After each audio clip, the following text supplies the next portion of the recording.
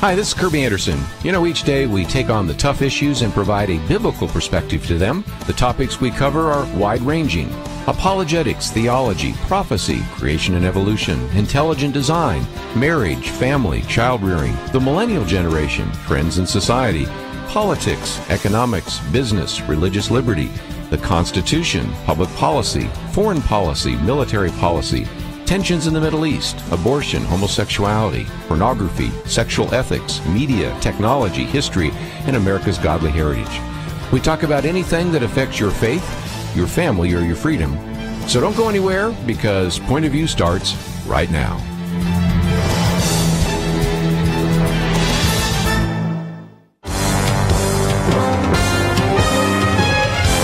Across America, live. This is Point of View.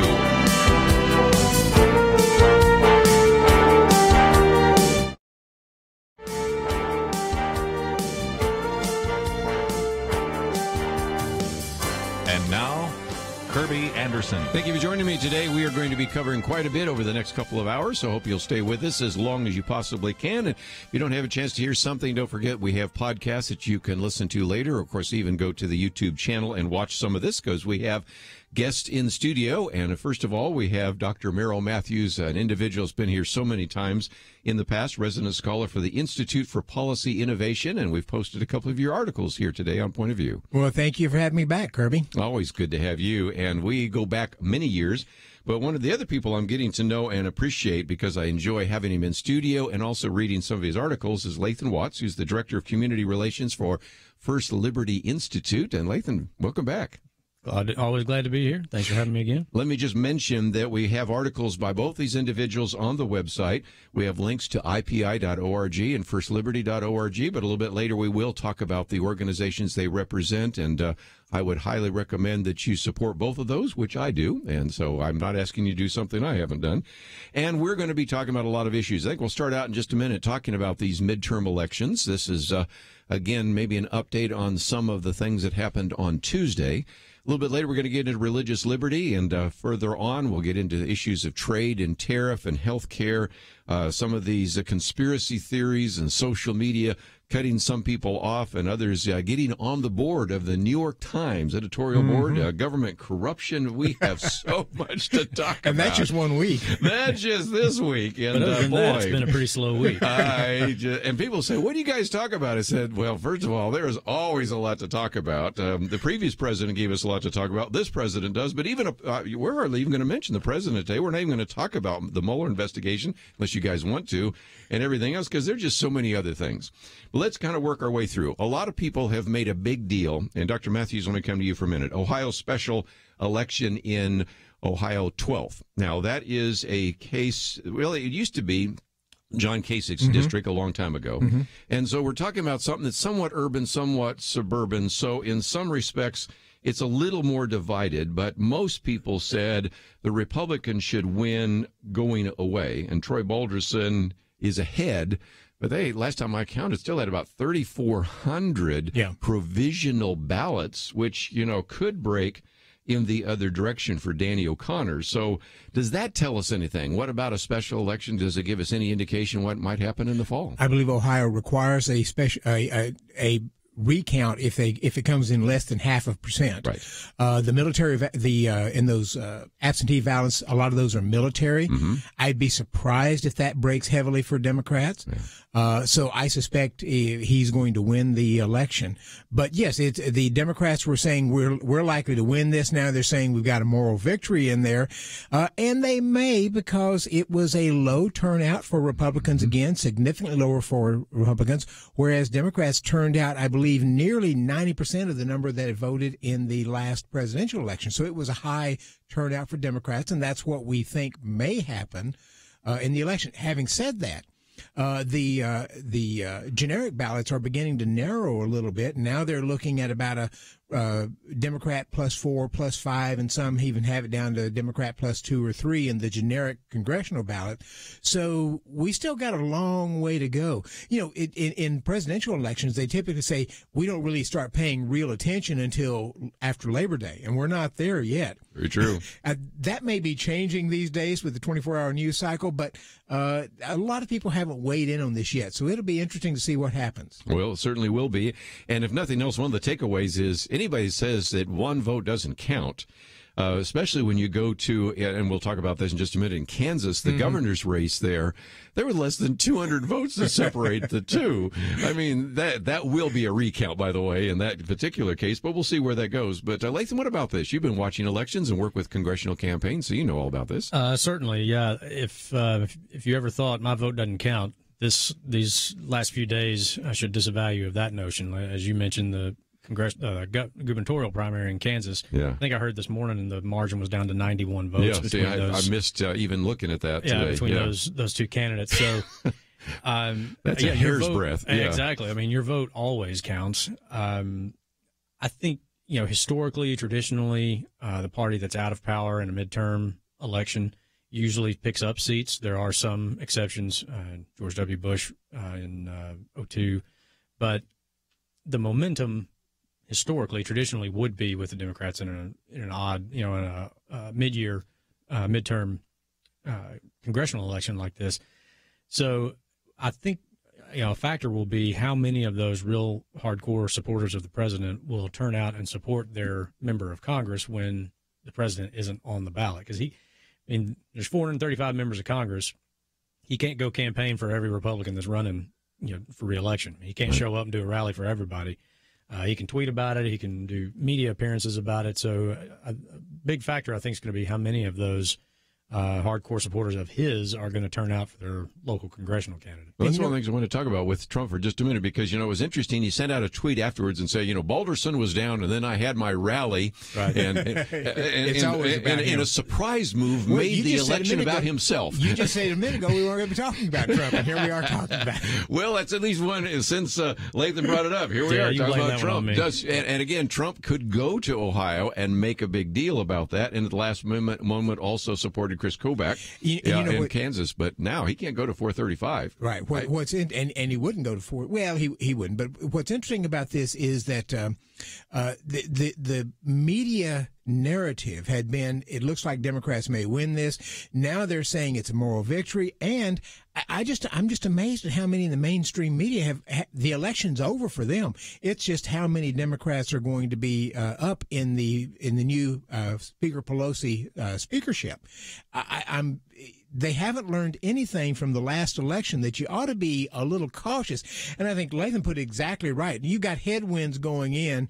The betting person would probably say Democrats pick up votes, might end up taking the House. But it's just amazing how many of the mainstream media have already written this election off, and especially since there's been, I believe, 9 special elections, and Democrats only won one of those. I mean, the Republicans have stayed in on nearly all of those. Yeah. Well, and again, as Lathan pointed out just a minute ago, we've seen some of these close elections, but with the exception, of course, of 9/11, most of the time the party in power does not do as well. And yet he's said, even here, this is Michael Barone, for example, that Republican big gains weren't visible at this point in the 1994 cycle. Interesting. He goes all the way back that far. And talking about some of the other ones, of course, you had the 2010, 2014, and now, of course, 2018. So a couple of disclaimers that you mentioned. One, it's a little too early. Number two, they're always, and I want to come back and talk to you guys about that with the polls. There are so many people that were ready to have Hillary Clinton measure the drapes in the Oval Office, and that didn't turn out quite so well for her.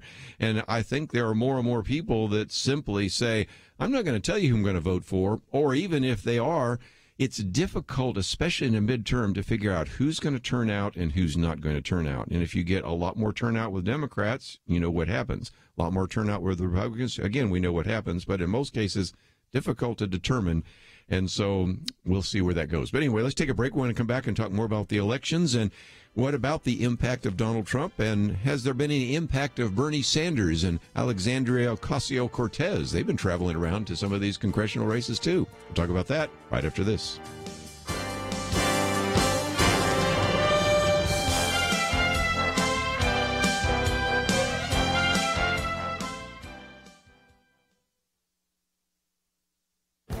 This is Viewpoints with Kerby Anderson. A recent case before the Fifth Circuit Court of Appeals provides a window on what President Trump's impact will be on the courts. Federal law makes it illegal to buy handguns across state lines. Several plaintiffs sued, arguing that this restriction violates the Second Amendment. The case was originally heard before a 3-judge panel, and the plaintiffs lost. Then they asked to have their case heard by the full Fifth Circuit Court of 15 judges, and the plaintiffs lost again 8-7, but you can see how that might change in the future. The court is supposed to have 17 seats, but at the time had 2 vacancies. A 16th judge has now been confirmed, and another Trump appointee will be coming sometime in the future. You can see how they might change the vote the other way. In previous commentaries, I've mentioned Judge James Ho. He wrote the primary dissental in the case. He reminded the court that, for decades, the Supreme Court has referred to the Second Amendment as a fundamental civil right comparable to other provisions of the Bill of Rights. He went on to complain that the Second Amendment continues to be treated as a second-class right. He further makes the case that all these restrictions infringe on countless law-abiding citizens to obtain a handgun. Then he points out this discrepancy. We would never allow a law that would ban the sale of books across state lines, but apparently have no problem banning the sale of handguns across state lines. He also warned that law-abiding Americans should not be conflated with dangerous criminals. This recent case illustrates 2 points. First, the appointment by President Trump of additional judges on the court may change some of these rulings. And second, Judge James Ho is quickly becoming a judicial force worth watching. I'm Kerby Anderson, and that's my point of view. Take Kerby and the Point of View team with you on the go with the Point of View app. Search for Point of View Radio at the Apple or Google Play stores.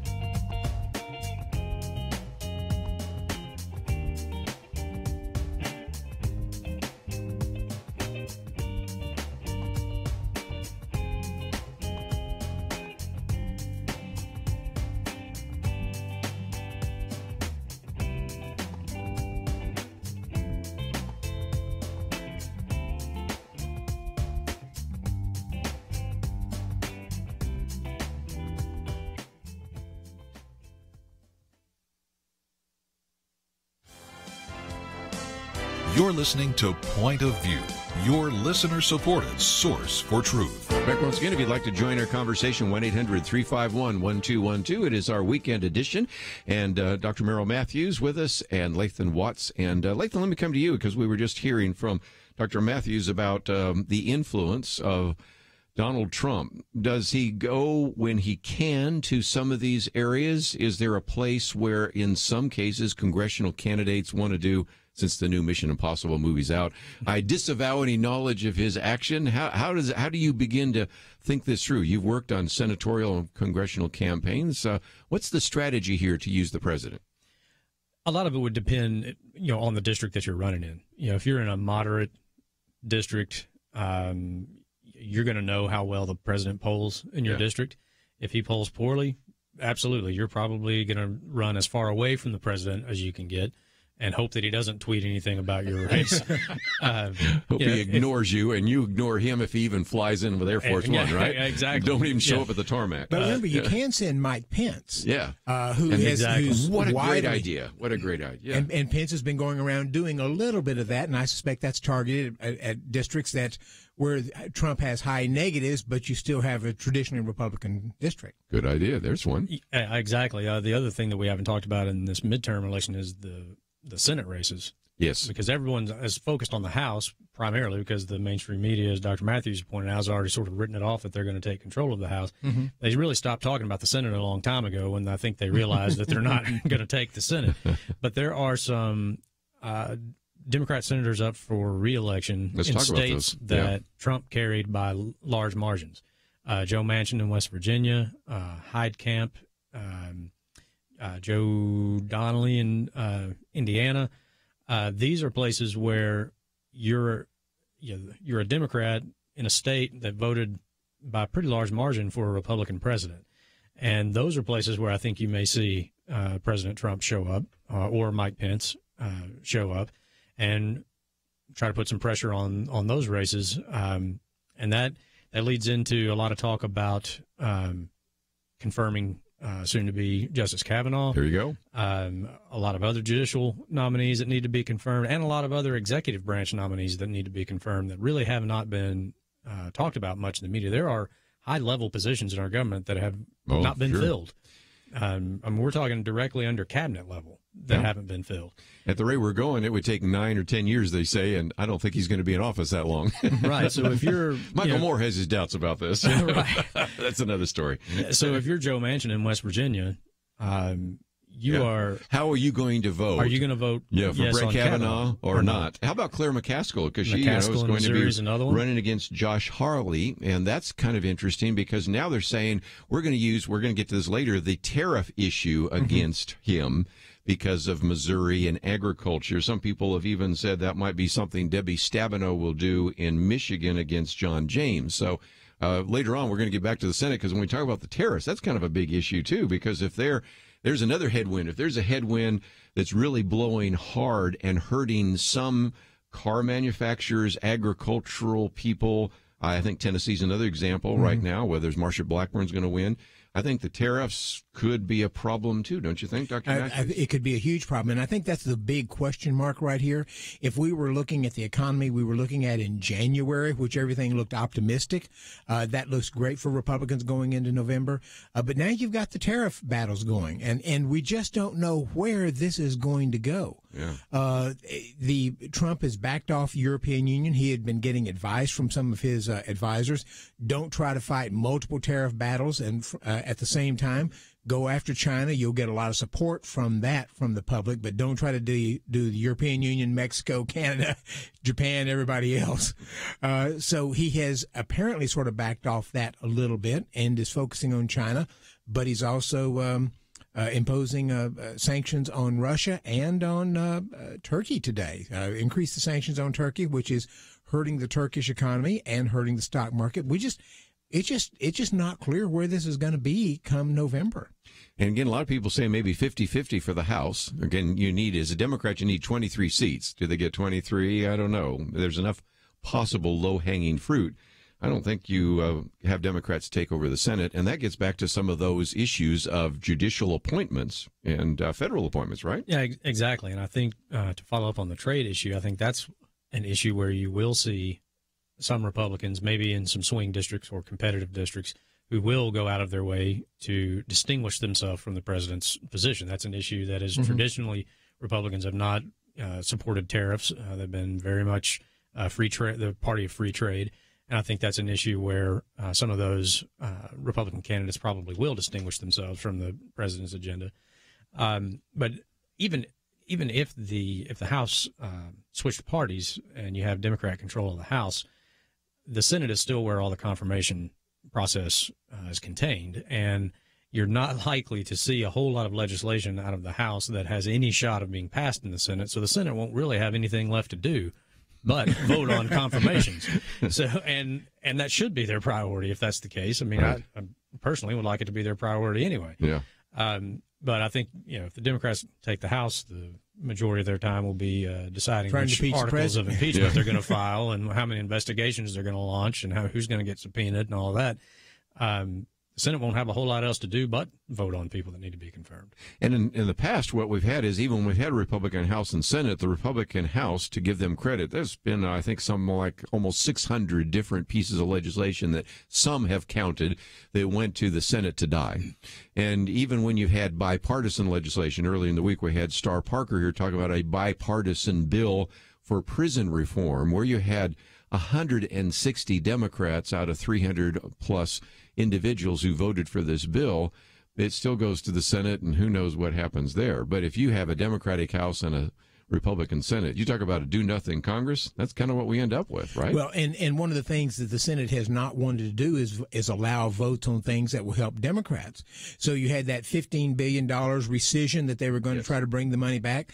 The House passed that. The Senate said, "Oh, we don't want to bring this up because some of those Democrats in red states might be able to vote for it, and so we don't want them to have that." President Trump has talked about a second tax cut. Paul Ryan has talked about a second tax cut package.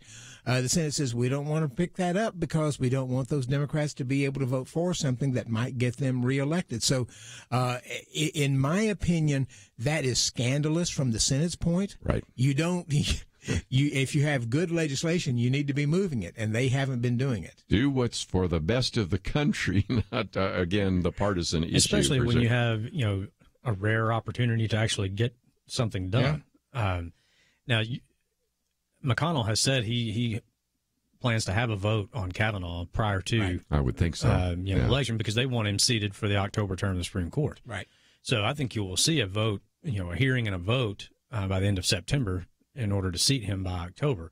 So you're going to see a vote on that. And, if you're one of those red state Democrats, you're probably praying right now that every Republican votes for Kavanaugh. Because if one of them defects and you were planning on voting for him, now you're the deciding vote. That's exactly right. Because now, you can go home and campaign for re-election and say, I'm a conservative Democrat, I voted for Kavanaugh, but how popular do you think you're going to be in the party with Chuck Schumer when you come back if you were the deciding vote? Now, I think all the Republicans will stay the course and they'll vote for him, but...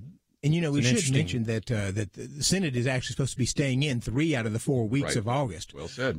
Because they have not been able to get things done. So Mitch McConnell said, we're staying in, and I suspect they may do a vote-a-rama where they have to, if you want to take 30 hours to debate each of the president's nominees, we'll do it, but you're going to have to be up doing it at 3 in the morning or something. Since we're broadcasting in the state of Texas, you also think about the Texas issue, and that is Ted Cruz is going to be in session, and Representative Beto O'Rourke is going to be traveling around the state while he's doing the people's business. So it'll be interesting. But I think by the time we get some of those debates unfolding, got 3 debates, it'll be kind of interesting, but something to think about.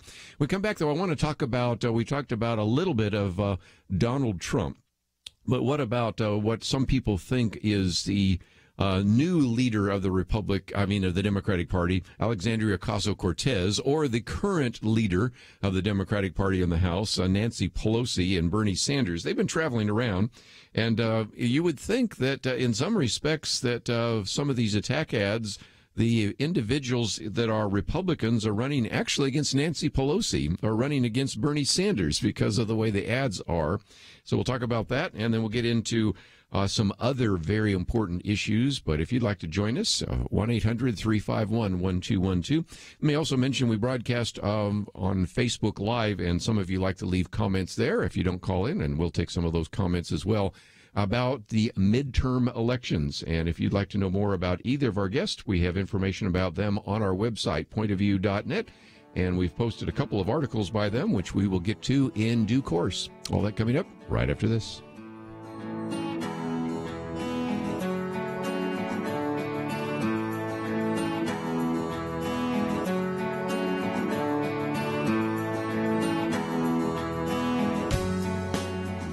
Imagine a police officer telling you you can't pray in your own home. That happened not too long ago to Mary Ann Souse in Kansas. And in 2017, the U.S. 10th Circuit Court of Appeals sided with the officer. But this year, thanks to an investment of $1, the U.S. Supreme Court overturned that ruling. Okay, let me explain. Over the years, Listeners to Point of View have made a big difference. Some have become congressmen. Others have saved lives through helping women in crisis pregnancies. Others have become constitutional attorneys, like Kelly Shackelford, who represented Mary Ann Souse. We recently discovered it costs about $1 to reach a Point of View listener on the radio and online for an entire year. You can't buy much for $1 these days, but you can transform the nation. Call today and invest in Point of View at 1-800-347-5151 or visit pointofview.net, because $1 really can go a long, long way. 800-347-5151 and pointofview.net. Point of View will continue after this.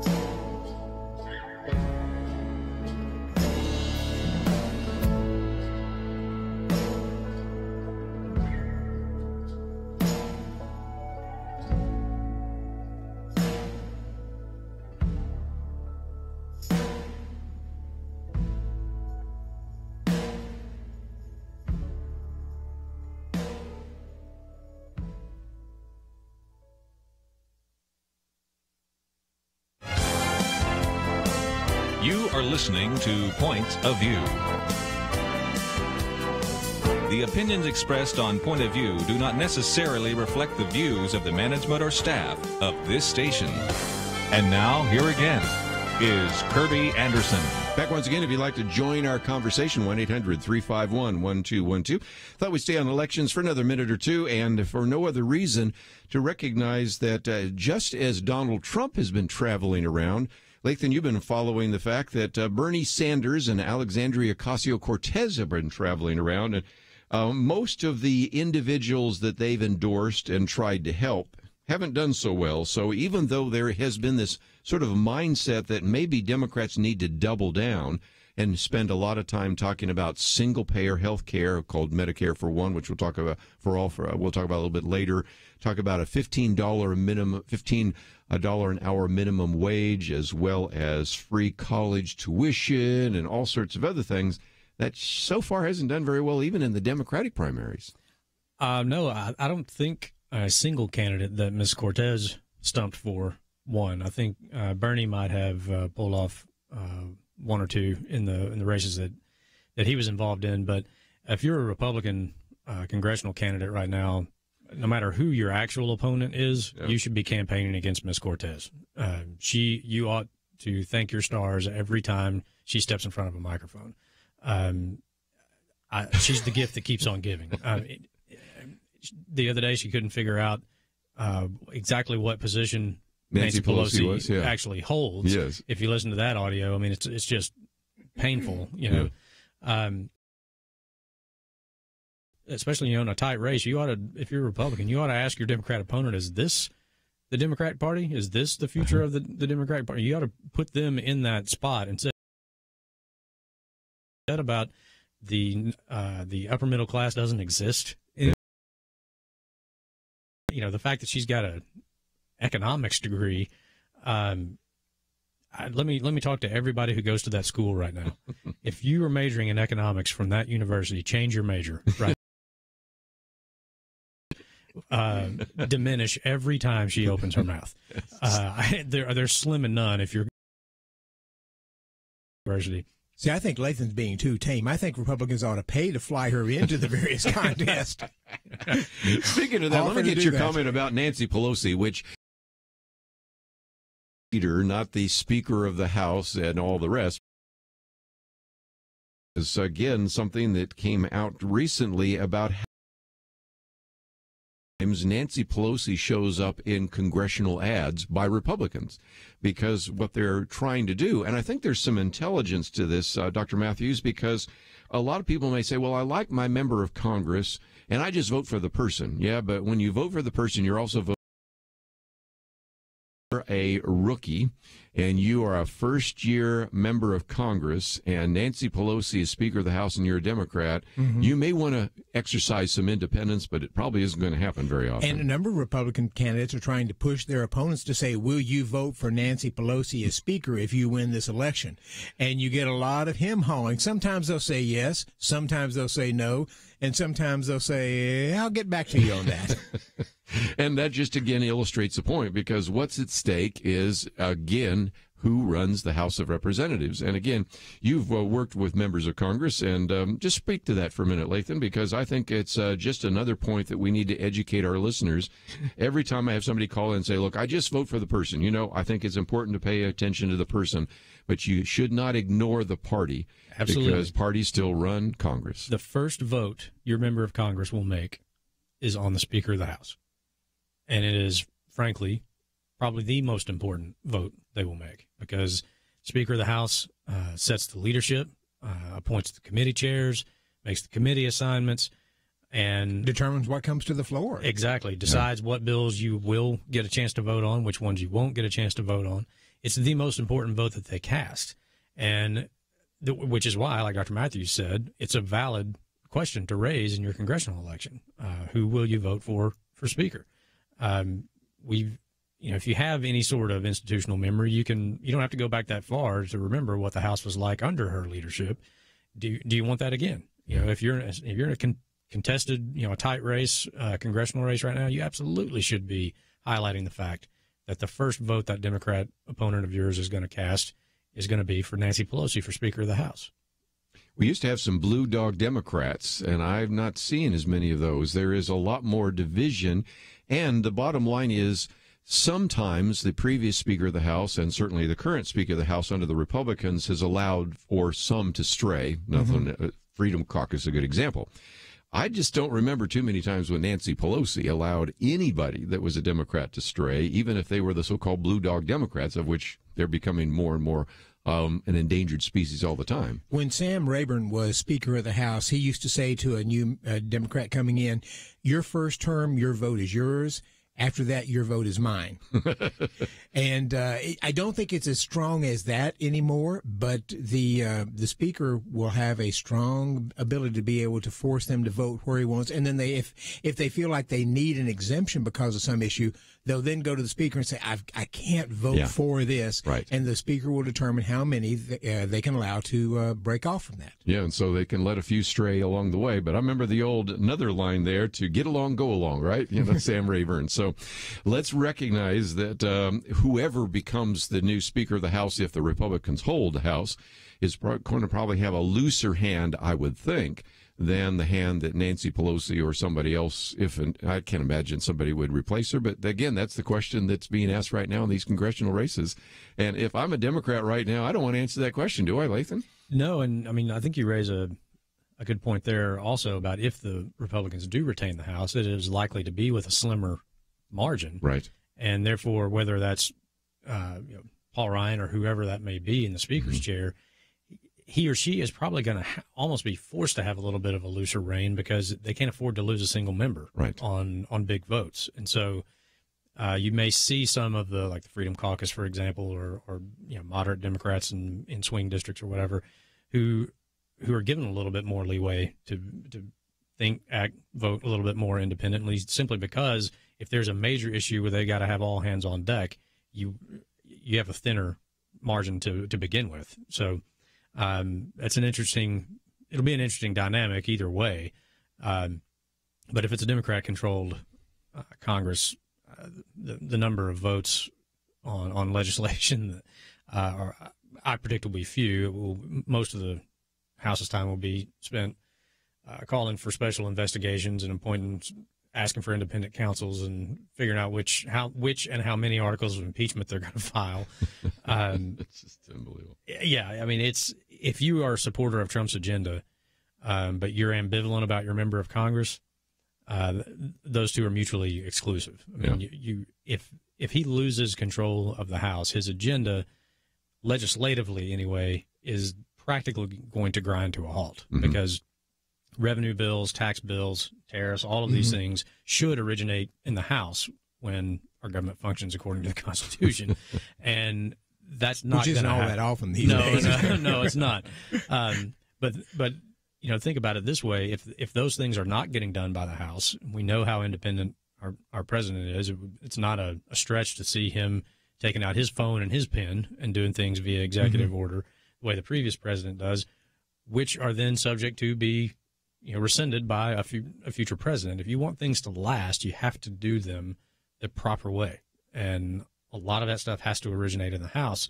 So, I mean, the Senate can go right on confirming judges, and God willing they will, because that has a tremendous long-lasting impact. But for his legislative agenda, he's got to control the House. Well, again, that's one of those issues. Maybe when we come back from the break, I might get your comments for just a few minutes. You look at the leadership in the Democratic Party, there almost seems to be a desire to double down. I mean, I'm not just talking about Bernie Sanders, who's not necessarily a Democrat, but caucuses with them, but Elizabeth Warren, Cory Booker, Kamala Harris. We can go down, and maybe Joe Biden would be the one exception, but all the others pretty much are abolish ICE, Medicare for all, $15 an hour minimum wage, free college tuition. Those do not seem like winning issues. And Dr. Matthews, for a minute, since we do have a minute, any thoughts about that? Because I don't think I've ever seen a situation where usually when you try to run to the middle, they're running further to the left than ever before. Yeah, the interesting thing about this is that this is all Alexandria Ocasio-Cortez's agenda, and that she wants to be a democratic socialist. They don't want to be identified. The senators you mentioned don't want to be identified as democratic socialists. They just want to be identified as Democrats. But the agenda is the same. And so even though Bernie Sanders and Alexandria didn't have much success getting their candidates, I'm virtually certain that is going to be the party platform for 2020. And the people that you're talking about are all potential presidential candidates, and they're all essentially backing the same thing. Well, we'll take a break and get some other comments around that. I mean, who would have thought Abolish ICE, which is a bumper sticker or a poster, might end up being in the platform of the Democratic Party? We'll talk about that right after this.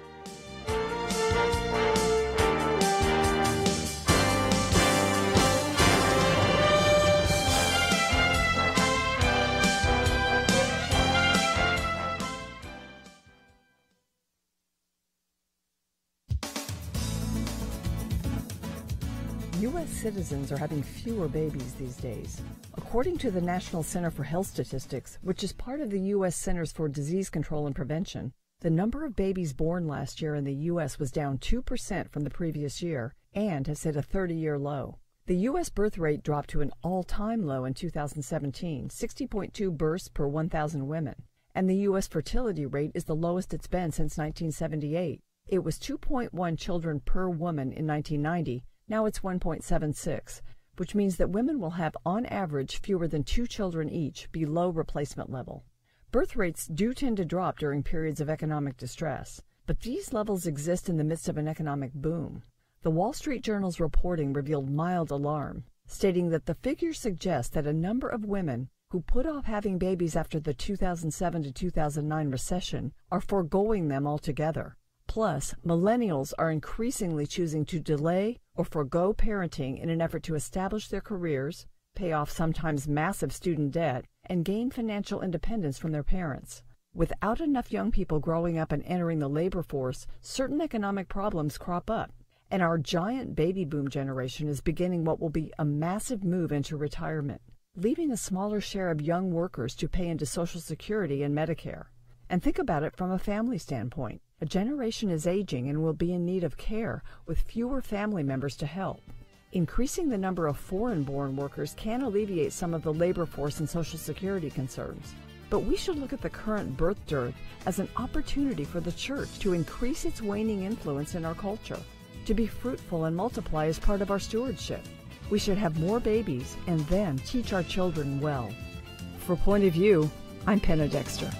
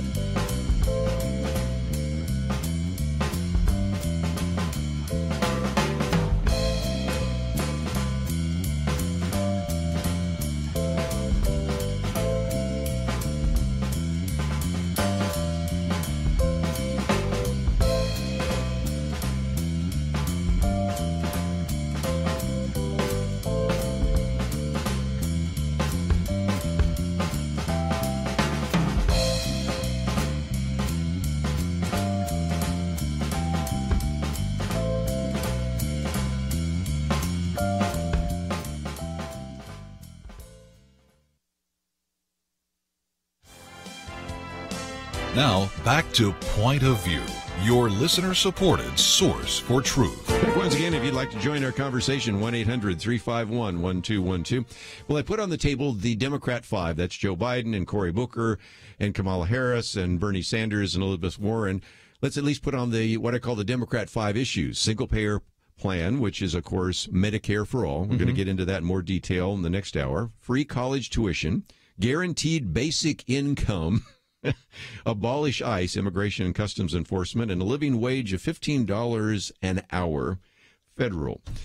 That does not seem like a winning platform, and with the exception maybe of Joe Biden, I'd say the other four pretty much on 4 or 5 of these agree. That's just amazing, and something that I think is unprecedented. What was an outlier just a few months ago, certainly a few years ago, is becoming mainstream. Lathan, what about that? Well, consider where you are if you're considering Joe Biden to be the conservative amongst the Democrat the outlier, presidential the one candidates. Exception. Yeah, I mean, how far have we come if that's the case? Great line. And I mean, you mentioned the Democrat 5. It's likely to be more like the Democrat 20 by the time 2020 rolls around. Yeah. I mean, everybody We've got to add a whole lot more. I understand. It's going to get. But I'm talking about those that have maybe a chance. Yeah, exactly. Maybe have a chance. I don't know. Have some visibility. When you have a big pool like that, and when you're in a party primary, everybody starts trying to boost their party street cred. You know, and if that's on the Republican side, like we had last time with the the huge array of candidates, it was who's the most outsider, who's the most conservative, and the most outsider, and then Trump comes in and you don't get more outsider than him, and he walks away with the nomination. So on the left, it's going to be who's farthest left. Yeah. And so that's how these issues end up becoming, quote unquote, mainstream within their party. You're going to see them all trying to out Santa Claus each other. Well, I'm for free this. Well, I'm for free that and this. Well, I'm for free health care, college tuition, maternity leave. I mean, you name it, it's going to be who can give away the most stuff in their primary. Because in their primary, those probably are winning issues. Yeah. It's with the whole rest of the country, that great unwashed mass that they consider, flyover country, that those issues are not likely to play well. And even the way they talk about them, they used to talk about universal health care or single payer government run health care. Mm-hmm. Well, now they talk about Medicare for all. Right. Why? Because, grandma's on Medicare and it works well for her, and you have a more positive idea with the idea of Medicare. Well, that can't be that bad. We do it for mom and dad, or, grandma and grandpa are taken care of. So they start talking about things in a way that they're trying to make palatable to that average voter. But once you start getting into the details and you start looking at who's going to pay for all this, you get mugged by reality, and pretty soon those things don't poll quite as well. I would agree with everything Lathan says. I would add one more to your 5 topics, and that is raise taxes. Oh, yeah. They have to, yes. They have to. Yeah. But what we haven't discussed is the media's role in this. That's a good point. Lathan was talking about how they start moving to the left. I would argue, in part, that's fed by the media. If you remember the last presidential election, James Webb was the moderate Democrat, right, Virginia senator who had been, I think, a Marine and a Secretary of Defense, and I mean, just a moderate guy. Mm-hmm. Had he been able to garner any attention, but the media didn't care about him. Media wanted to only focus on Hillary Clinton, and the media will, I think, only focus on those with the most outrageous or the furthest left suggestions or recommendations, things they want to push. And so when that happens, if you're the moderate Democrat out there, if you were, let's say a Joe Manchin wouldn't get any time because he would say, well, I can kind of see this, and maybe we'll keep taxes low and we'll do those. It just doesn't draw the media. So if the media is where you got to go to get your attention, and Donald Trump was a master at using that, and so I think the left will see them pushing left because that gets them the airtime. Now, some of them seem to be thinking also that being boisterous and shocking and using social media is going to be the way to get attention. And so in some respects, I've also noticed a lot of really pretty outrageous things being said right now on some of the social media outlets through some of these candidates. So, again, I think they're taking away the wrong message from the last presidential election, don't you think? Definitely. And when you get into social media where you can choose whose posts you're going to see and whose posts you're not going to see, it's very easy to fall into an echo chamber where you only see things that you agree with. And therefore, the way you distinguish yourself is to post something even more outrageous than the last post, and that's how you get more attention. And that's how I think, as we talked about before, how some of these issues that at one time would have been considered radical, even on the left, are now mainstream on the left because they don't get a chance to hear anybody else, certainly not from the other party, but even within their own party who says, hold on, John Kennedy couldn't get elected as a Democrat right now. I mean, you look at what he campaigned on. Yeah. It wouldn't work. Cutting the income tax rate. Exactly. Cutting the income tax rate and being tough on communism. Well, and again, bring that up because you mentioned John Kennedy. I mentioned that I'm not sure Bill Clinton could be elected by this Democratic Party because there's a group that actually met in Ohio called the Third Way, and they were just really wanting to go back. And again, the two old guys around the table remember the 1990s where there was an idea that we really can have a place for a conservative Democrat, and there were quite a number of them, the Scoop Jacksons and Sam Nunns and people like that. And Bill Clinton was part of that group that on some cases weren't all that radical, but today it seems to me that there's just no place in the Democratic Party for anybody that would be a conservative Democrat. I don't think they would be able to get anywhere. So we're looking at the far left, and one of the best things I would argue Republicans have going for them is the fact that the Democrats, I think, are going to move far left, and even people who are saying, I'm not that pleased with Donald Trump, I don't like certain things about his personality or his tweets or something, but look at those Democrats. They're crazy. So it may work well for Republicans. Well, again, you got that hashtag, I'm leaving, and some of the others right now. I mean, there's starting to, there are people saying, I'm leaving the Democratic Party. And again, as the two old guys around the table, you can remember when in the 1980s, Rick Perry was a Democrat. Yes, he was. And you can and Phil Gramm was a Democrat. Rick Perry was head of Al Gore's campaign. That's right. in Texas. That is so right. And so people forget that there was a massive movement for a period of time. Primarily, I'll use Texas, since again, most of our listeners are in Texas, some in Minnesota, but that was a remarkable series of if you will, migrations that took place. And it's possible that the last final migration may take place if this just gets too radical. One of the major migrations was Phil Gramm, who was a PhD economist. Speaking of economists being in Congress, who seemed to know something about economics, knew something about that, along with Dick Armey. But he was bucking up against the leadership of the Democratic Party in Congress and decided to resign. Ran as a Republican, so he didn't just say I'm flipping parties.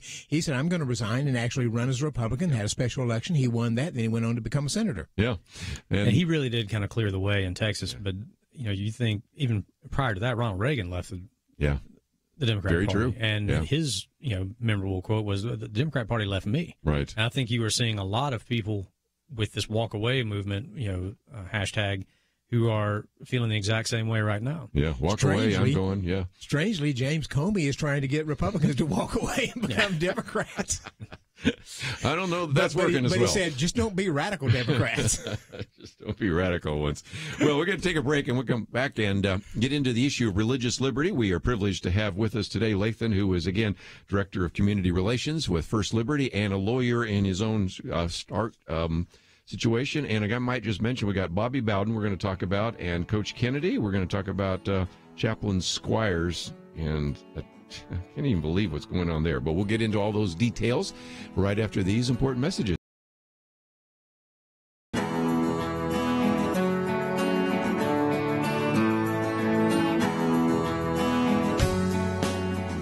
Just over 100 years ago, 2 or 3 cents would buy you what it takes $1 to buy today. What of any real value can you buy for $1? Well, how about this? How about enabling one listener to hear Point of View not just today, but for an entire year? You heard right. $1 makes it possible to reach a person through the radio or through any of our online channels for a year, and pays for all the other resources available through our website. All the interviews with special guests and public officials, all the information, all the training, all the inspiration and transformation for $1. How many dollars will you invest in the future of our nation? How many lives can you change with your investment today? Call right now and reach more people to help change our nation. 1-800-347-5151 or visit pointofview.net, because $1 really can go a long, long way. 1-800-347-5151 and pointofview.net. Point of View will continue after this.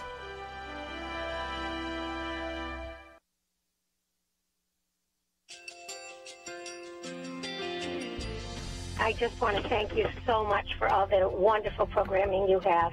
You're just absolutely fantastic. I recently started listening to Point of View, and I really found it interesting because of the different subjects you cover. Thank you for that. I really appreciate everything that you do in keeping us informed. Thank you, Kerby, for everything that you have been doing. I appreciate all the work that you're doing, advocating for the Word of God.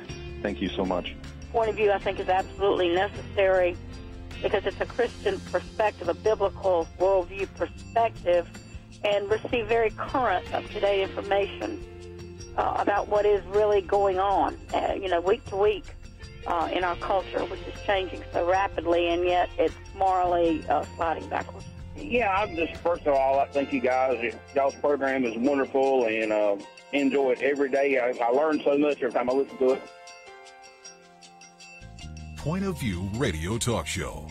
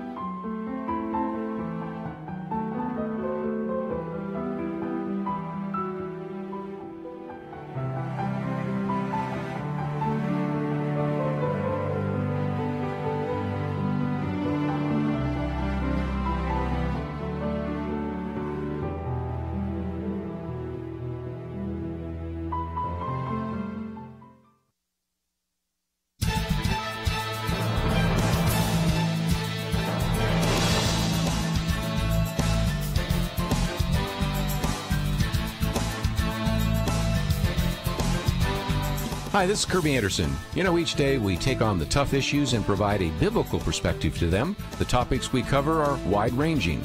Apologetics, theology, prophecy, creation and evolution, intelligent design, marriage, family, child-rearing, the millennial generation, friends and society, politics, economics, business, religious liberty, the Constitution, public policy, foreign policy, military policy, tensions in the Middle East, abortion, homosexuality, pornography, sexual ethics, media, technology, history, and America's godly heritage. We talk about anything that affects your faith, your family, or your freedom. So don't go anywhere, because Point of View starts right now.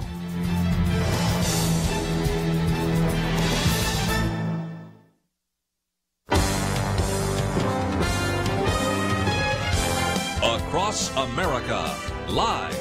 This is Point of View.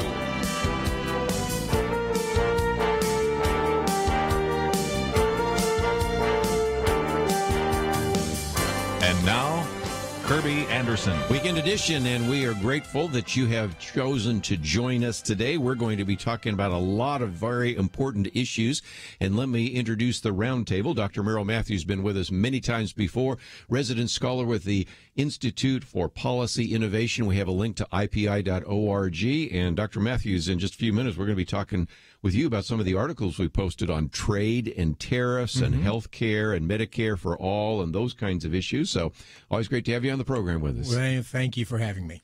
And Lathan Watts, again, has been with us quite a bit lately, and again is the Director of Community Relations at First Liberty.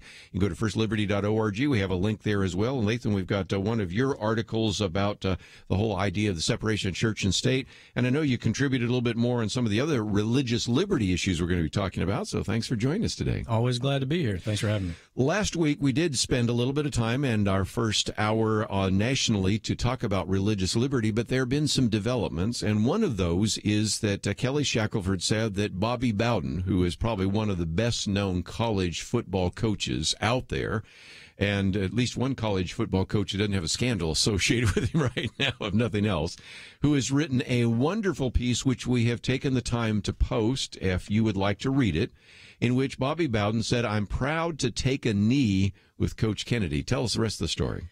So I think the last time I was on, we were approaching the deadline for amicus briefs to be filed in Coach Kennedy's case, and I mentioned sort of to stay tuned because we were going to have some pretty big names filing some amicus briefs on behalf of Coach Kennedy's case, and I did a good job of biting grooves in my tongue and keeping the secret for a while. But, so now we can talk about it. Now we can talk about yes. it. Coach Bowden did.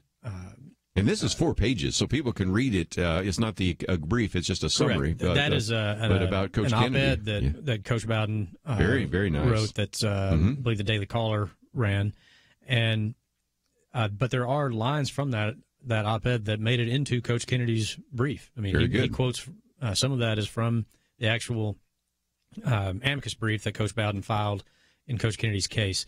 I think probably my favorite line from his op-ed is that no coach in America should have to set down his religion when he picks up his whistle. Yes, great line. We're just thrilled to have Coach Bowden supporting Coach Kennedy. A man that spent 57 years in coaching knows a thing or two about the position, and to have him come out and support Coach Kennedy and say, you know what, regardless of what happens with the Supreme Court, Coach Kennedy is winning where it counts, I think is the conclusion of that op-ed. I know it meant a lot to Coach Kennedy. They got to kind of meet on TV, sort of, on an interview on Fox News recently, and I've been around Coach Kennedy enough to know that it really meant a lot to him to see Coach Bowden come out and support him. And as I said, a guy spent 57 years and knows a thing or two about what the job is. To have him put his name next to Coach Kennedy's and say, you know what, the Supreme Court should take this case and they should remedy this injustice that's happened to Coach Kennedy. Yeah, and again, those of you in Florida know who Bobby Bowden is. Florida State University, 1976 to 2009, 2 national championships, and again, you can around the table. It's pretty good. One other update I wanted to bring, and we did post some of this information as well, and this has to do with these chaplain cases. And this has gotten even more complex. Last week, we talked about the assistant to the chaplain, Scott Squires, whose name is Casey Griffin. And we talked about the injustice of the fact that here is an individual who was an assistant to the chaplain who just delivered the message and didn't do anything wrong, but now has a situation in which her opportunity in kind of an ROTC program is put on hold and basically ending. So then you have that, and then now, even since we've last talked, Scott Squires, who is the chaplain, originally he was reprimanded. Now we're talking about being charged with dereliction of duty. So this problem has, in just 1 week, gone from bad to worse, hasn't it? Exactly. It's frankly, it's an outrage, and it's something that is eating away at the core of our military. I mean, it is symptomatic of a much larger issue, which is you have a Major General in the U.S. Army who is on his own ignoring his Commander-in-Chief's directive when it comes to religious liberty. And if you know anyone who serves in the military, you know what the chain of command and how important it is. And someone needs to let Major General Sontag in and make sure he got the memo. Mm-hmm. Because just for people who might not have heard about this case, Scott Squires is a chaplain in the United States Army, and to be a chaplain in the military, you have to have an endorsement by a major religious organization. His endorser is the North American Mission Board of the Southern Baptist Convention. Right. They have very specific rules for their chaplains when it comes to issues on marriage. He was preparing to facilitate a marriage retreat called a Strong Bonds retreat, and a same-sex couple came to register for the retreat. Now, his endorsing agency, the Southern Baptist Convention, strictly prohibits him from conducting marriages, anything related to marriage and same-sex couples. The Army's regulations require him to comply with his endorser's restrictions. So he followed both his faith and his endorsing agency and Army regulations. And as soon as he was informed by his assistant, Ms. Griffin, that this couple was interested in the retreat, he talked to his superior, told him what was going on, found another chaplain that did not have the same restrictions that he did, and let the couple know that it would be rescheduled with a different chaplain so that they could participate. Now, for that, he has been first investigated. Now they have upgraded it to a charge of dereliction of duty because he took all of 3 business days to resolve this situation. A dereliction of duty in the military is a serious charge. Yes, it is. He will be facing court-martial and potentially jail time.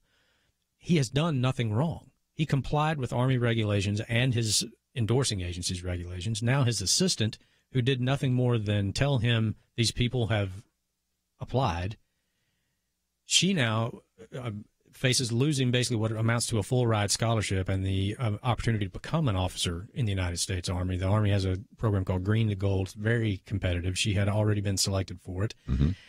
But because Major General Sontag refuses to close this investigation, there's a flag in her personnel file that says she's under investigation. Well, she's never going to participate in the Green to Gold program while she's under investigation. And this is, frankly, at best, a lack of decisiveness on Major General Sontag's part, and at worst, political correctness run amok and the disrespect for religious liberty in the military.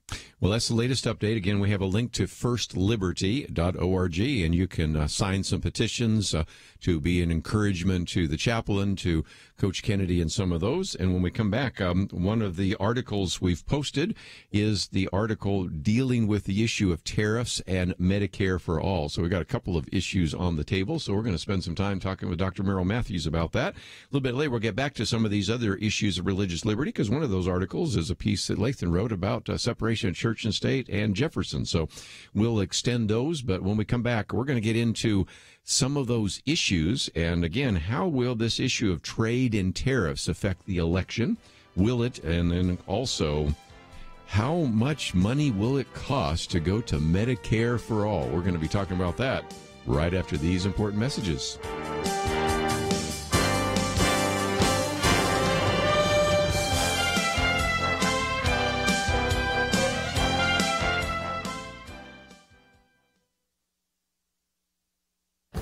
This is Viewpoints with Kerby Anderson.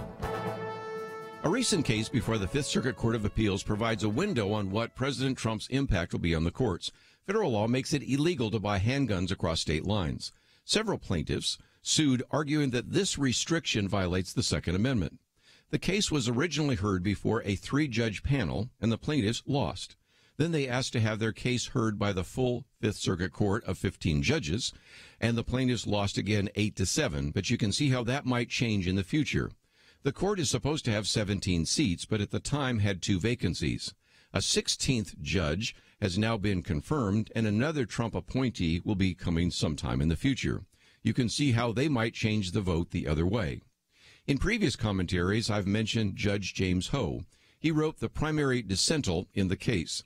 He reminded the court that for decades, the Supreme Court has referred to the Second Amendment as a fundamental civil right comparable to other provisions of the Bill of Rights. He went on to complain that the Second Amendment continues to be treated as a second-class right. He further makes the case that all these restrictions infringe on countless law-abiding citizens to obtain a handgun. Then he points out this discrepancy. We would never allow a law that would ban the sale of books across state lines, but apparently have no problem banning the sale of handguns across state lines. He also warned that law-abiding Americans should not be conflated with dangerous criminals. This recent case illustrates 2 points. First, the appointment by President Trump of additional judges on the court may change some of these rulings. And second, Judge James Ho is quickly becoming a judicial force worth watching. I'm Kerby Anderson, and that's my point of view. Take Kerby and the Point of View team with you on the go with the Point of View app. Search for Point of View Radio at the Apple or Google Play stores.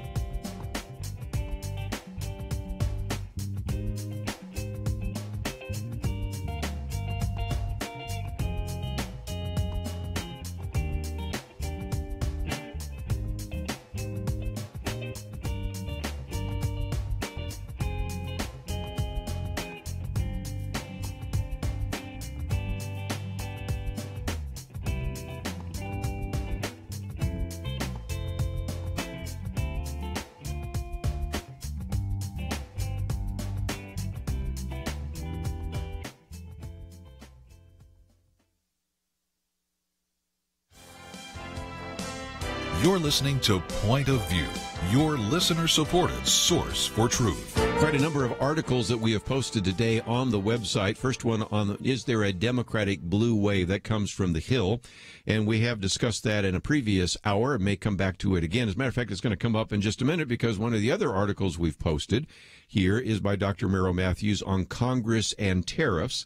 Actually, again, a great resource. It says, time for Congress to take back its tariff imposing authority.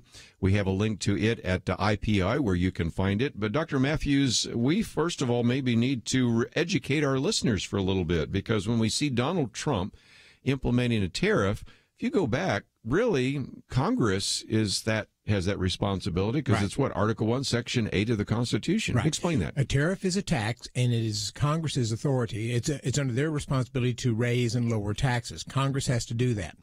What happened, though, is during the Great Depression, 1930s, 1930, they passed the Smoot-Hawley Tariff Act, in which Congress got heavily involved in imposing tariffs on all kinds of goods and services.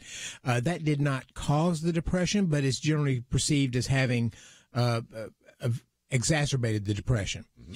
Congress felt that they did such a bad job in that over time they said, let's transfer some of that authority to the president, because the president is considering national interest and not the local interest that we as members of Congress are doing. So 1962, they passed legislation which says that the president has the ability to be able to impose tariffs if there's a national security threat. And so very few presidents have really used this very much. But then came Donald Trump, who is using this a lot. He's imposed tariffs on washing machines, I think, coming from China. Then in March, he did the steel and aluminum tariffs. But he didn't just stop it on China. He imposed it on Canada, Mexico, European Union. People were saying, okay, national threat from Canada. National threat from Canada? Yeah. He has been threatening to impose tariffs on foreign-made cars. And if you could make a case about steel and aluminum, but you can't really make a case that there's a national security interest in whether or not I drive a Ford or a Hyundai. So what's happened is that Congress they passed a vote about 2 weeks ago, I think, that passed, I believe, 88-11, which was essentially said it was a non-binding vote, which said you need to be consulting us about some of these tariffs issues. And now Senator Hatch is saying, well, maybe we want to try to actually pass binding legislation. He sent a note to the president. And there's some other members of the Senate also that are saying we may try to move legislation that actually would begin to claw back that power if you keep going forward with these tariffs issues. Well, and again, we'll talk about elections in just a minute, but it just seems to me that if you are running in a state, maybe you're Marsha Blackburn running in Tennessee, or maybe you're Josh Hawley running in Missouri, or maybe you've been running another particular election, say in Michigan, like John James, you can say, I disagree with the president, and I think Congress should take back that authority. Right. And that might protect you from the ads that are starting to surface right now by the Democrats saying, look what these Republicans are doing to your economy. Look what they're doing to those in Michigan that want to sell cars, those in Missouri or Tennessee that want to sell soybeans or other kind of agricultural products and things like that. Which is an interesting dynamic because Democrats historically have been protectionist for the past, for decades now. Based upon their union support, they have typically wanted to be protectionist. Right. So now in the strange sort of flipped world we have right now, the Republicans who've since World War II have been the free trade party. Democrats were much more protectionist. We're sort of flipping that around now as Democrats are starting talking about free trade and the Republicans are talking about tariffs. It doesn't make a lot of sense, but if Senator Hatch moves forward with that, I think he might get a lot of support for a legislation like that. If they get more than if they get a veto-proof majority, then you might very well see the president say, all right, I don't want to lose this power, so I'm going to begin to scale back and tone this down a little bit, which arguably he did with his melding with the European Union here a couple of weeks ago and said, we're now friends and we're going to start working this out. We're bros. Well, and again, if this gets all resolved, it's a non-issue. But one of the things I found, Lathan, is the surveys that were done recently, they ask, do you agree with these tariffs or not? And it turns out that Trump supporters will stick with it for a while because I think in the back of their minds they're thinking he's using tariffs to get rid of tariffs. So if it doesn't hurt my particular pocketbook, I'll stick with him. Democrats are using this as a campaign issue, right? Exactly. And, tariffs are a tax on your own people. Yes. And so as long as it's not hitting my pocketbook, it's easier for me to say, okay, Mr. President, I'll go along with you on this. But once it starts, making my car payment go up because my car's now more expensive because they imposed, retaliatory measures or, right. It always ends up affecting the people you're trying to protect, which is why, like Dr. Matthews said, conservatives have traditionally been more on the free trade side. For sure. But I think what you see in those numbers, Trump supporters, I think probably look at everything with this president as a negotiation. And so they think this is a negotiation tactic the president is using to try to get better free trade deals. He's not saying I'm no longer pro free trade. He has said for many, many years, these deals are bad deals for America. We need to improve these trade deals. And if they see those tariffs as a temporary negotiating tactic to get a better deal, I think they're willing to go along with it. The risk is that short-term pain that you feel from that tariff, if you're thinking this is a negotiation tactic, okay, I'll put up with the higher price of this for a little while if it gets us a better deal down the road and these tariffs go away, is that as soon as people start feeling that pain, there's also the argument that says, well, we need to subsidize this industry which has started happening too. And you're already seeing it. Yeah. We need to subsidize this industry, to minimize the pain from this tariff. And once the subsidy is in place, it never goes away. Because as soon as you start talking about taking it away, the people that are affected by it, that's like the other side will start campaigning, oh, he's taking money out of your pockets again. Here we go again. So I think that's why you see the Trump supporters who are willing to go along with it for a little while, because they think it is part of a larger plan. And there's a bigger problem with this. You've got the tariff and the tariff on steel and aluminum. So you have roughly, as I understand, about 20,000 applications from businesses around the country seeking exemptions from the tariffs. In which case, the large steel making companies get to weigh in on this, and they've gone to the Department of Commerce and said, "Well, we think they actually could buy the steel here, so you shouldn't do that." There's some disagreement as to how many of those that have been affected by that, but you've got. And this is you're not draining the swamp. You're filling the swamp with this, because you're creating this crony capitalism of companies that are going to Washington saying we need to have tariff protection. The administration may or may not weigh in on it. You have companies saying we need to be exempted from the tariffs. You have their competitors coming up and saying, no, they don't need to be exempted. They need to be buying our product. This is an absolute mess, and we need to bring it to an end fairly quickly. I would think so. If you would like to join our conversation on this one, we're going to move to healthcare in just a little bit, but if you have some comments about trade or tariffs or how you think that might affect the election, let me open the phones right now for those calls, because in just a few minutes we're going to be talking about how expensive Medicare for all might be and what that might mean. We'll get into the healthcare issue, and of course Dr. Merrill Matthews, one of the experts we depend on so often for some of the healthcare issues. So again, if you'd like to join us, the issue on the table is, of course, the tariffs. And I might just mention that if you say, well, I don't know enough about it, but I like to read about it, we have posted his article. It goes on for about 3 pages, and it does remind you of the fact that in the Constitution, Section 1, Article 1, Section 8, I should say, actually gives Congress the power to indeed lay and collect taxes, duties, imposts, and excises. And, of course, a tariff is that. But in 1962, the Tax Expansion Act allowed the president to use the provision of something affecting national security. But is Canada a national security threat? I don't think so. And so that has, I think, also been something that would be hard to say with a straight face. So one more issue on the table, and I'd love to know what you think about this issue of free trade and tariffs and those kinds of issues. So if you'd like to join us, 1-800-351-1212. When we come back, we'll also, if we take a few calls, we'll also then move to the issue of Medicare for all. Now that is sticker shock. $32.6 trillion over 10 years, and there are some other estimates that are equal to that. And right now you have people saying, yeah, we need to have free health care, we need to have free college tuition, we have to have a guaranteed income. Of course, we have to abolish ICE as well. We've got to get a national federal income tax rate at $15 an hour. So if you got some comments about that, we are certainly going to get into those issues as well and have lots of things to cover here today on Point of View. If you want to find some of these articles we're mentioning or information about Dr. Merrill Matthews and Lathan Watts and the IPI and First Liberty, it's all available at the website, pointofview.net. Calls coming in, but if you'd like to join us, 1-800-351-1212. We'll be back right after this.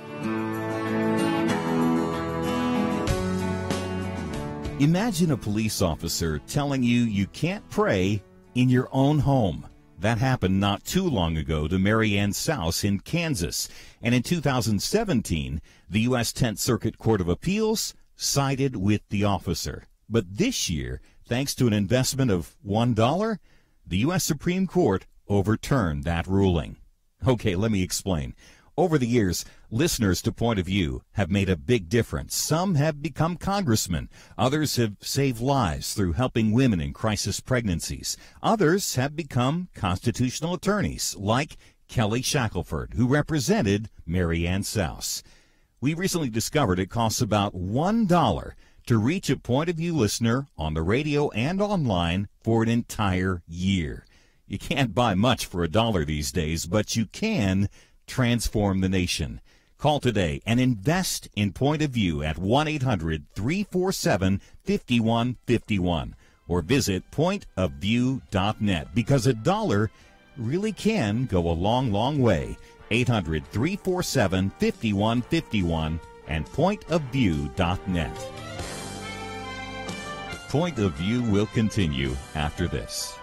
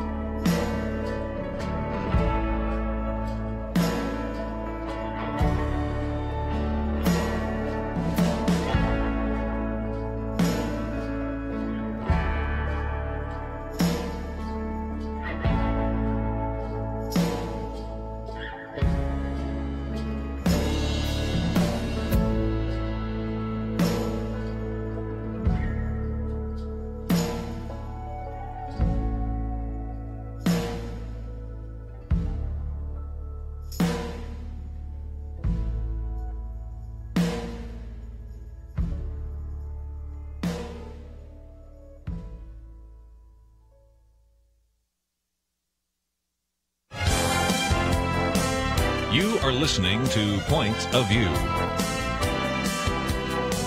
The opinions expressed on Point of View do not necessarily reflect the views of the management or staff of this station.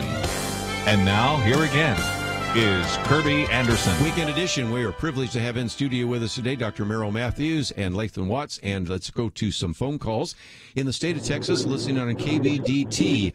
Tori, what would you like to add to our conversation today? Thanks for having me on. Appreciate that. I just wanted to ask, because you were talking about the negotiating tactics of President Trump and China.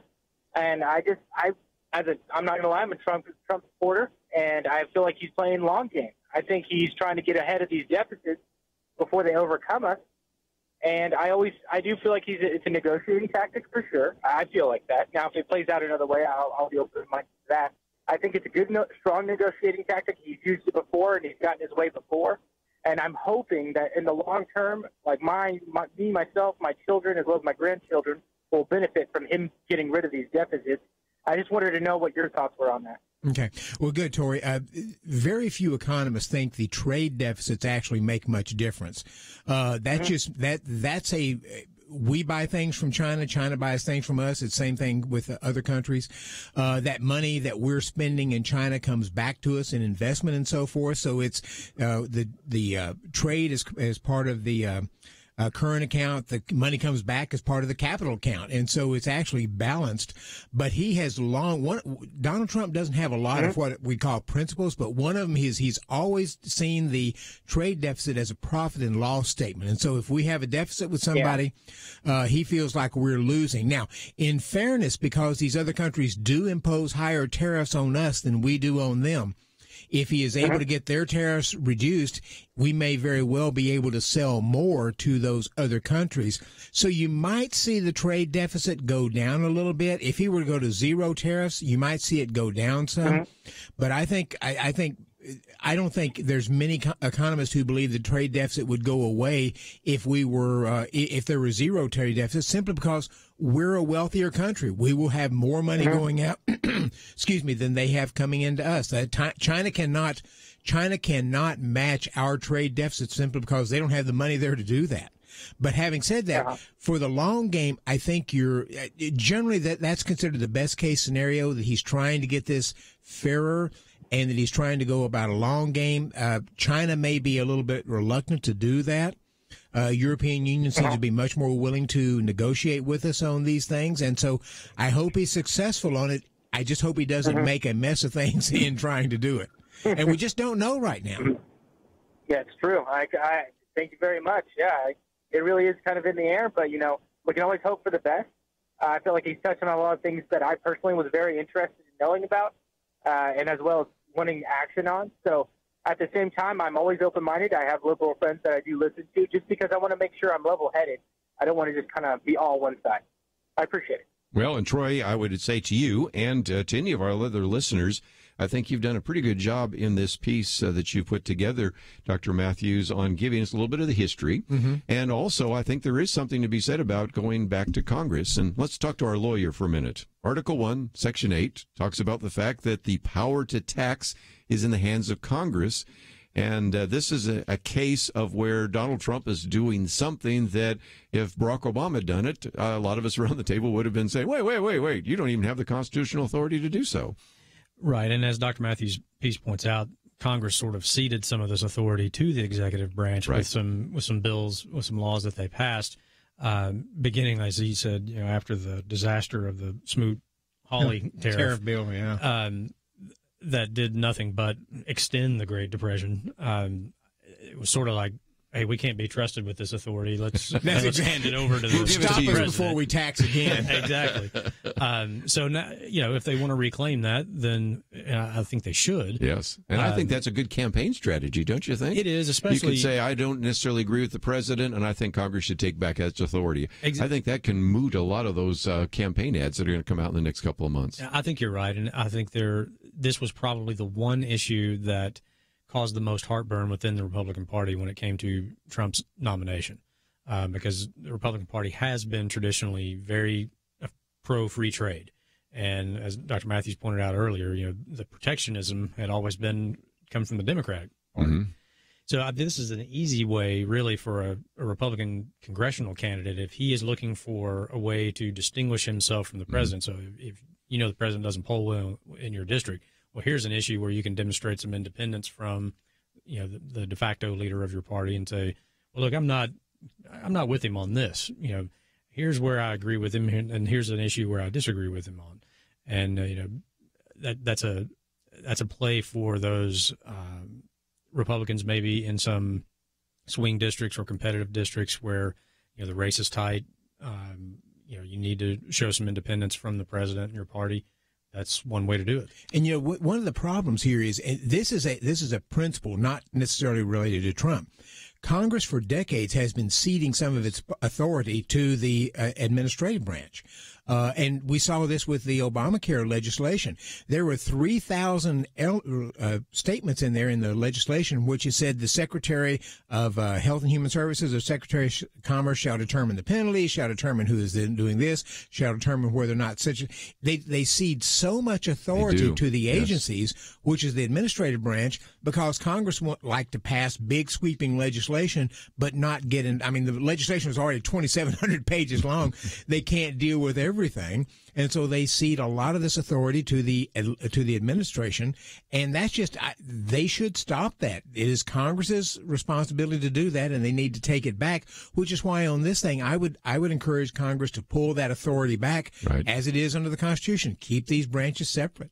Before I take another phone call, let me come to Lathan about that, because not only has Congress ceded authority to the executive branch, Congress has been too willing to let the judicial branch take over. Affirmative action, busing, abortion, same-sex marriage. Basically, same-sex marriage is, quote, legal because you have 5 justices on the Supreme Court. It did not go through a legislative process in most states. In most states where it did go through a process, it was defeated. Even California had a proposition, that in California, of all places, where they couldn't get it done, via the ballot box. So they have, for many, many years, tried to accomplish an agenda through the courts. And you're right. I mean, the quote fundamental right to marriage was discovered by Anthony Kennedy. Yeah. And I've read the Constitution a few times. I've read the Bill of Rights, Federalist Papers, some of the correspondence between. Just can't find it in there. I haven't found it, but I don't know. Kennedy did. So you're right, and a lot of these things that were intended for the legislature to decide have been ceded to the other branches, and it has created a giant mess constitutionally for people that are concerned with, quote, draining the swamp. When Congress cedes authority to an executive branch agency, you are empowering unelected bureaucrats. Yes. Every time you do that. More and more those decisions people have made by people. Accountability. That's right. Zero accountability to the American people. And every time you do that, you make them more and more powerful. They're the people that are there long after the elections are gone. When the personnel in Congress change, the career bureaucrat who has been there 20, 30 years still making decisions is the person with all the authority when it comes to this. And that is because Congress has ceded too much power to the executive branch, and the judicial branch has asserted too much influence, frankly, over a lot of issues that should be decided by the people through their elected representatives. Well, again, we'll get into some other issues. I'll take some more phone calls in just a minute. But Dr. Merrill Matthews, you mentioned this issue of health care and how many times in the Affordable Care Act, oftentimes referred to as Obamacare, it said that the Secretary of Health and Human Services shall decide. And so all of this is being decided by unelected bureaucrats. Well, if you think that there's a problem with what we have right now, what is being proposed by Bernie Sanders, as well as many other candidates who probably will run for the presidency next time, Cory Booker and Elizabeth Warren. Of course, you have the Congresswoman, well, not yet a Congresswoman, although she thinks she is, Alexandria Ocasio-Cortez and others. They're all talking about Medicare for all. Right. Now, really what they're talking about is a single-payer plan. They could just as easily call it VA for all, but that wouldn't poll so well. So talk about that. Or Medicaid for all. Yeah. So Medicare for all, and one of the articles we have here is 5 takeaways that you've written about this study that concluded that more than $32 trillion, additional $1 trillion over the next 10 years would be spent on Medicare for all. So let's talk about that. Well, what essentially the Mercatus study did was it looked at how much they think it would be spent under this system under essentially a Bernie Sanders type of bill.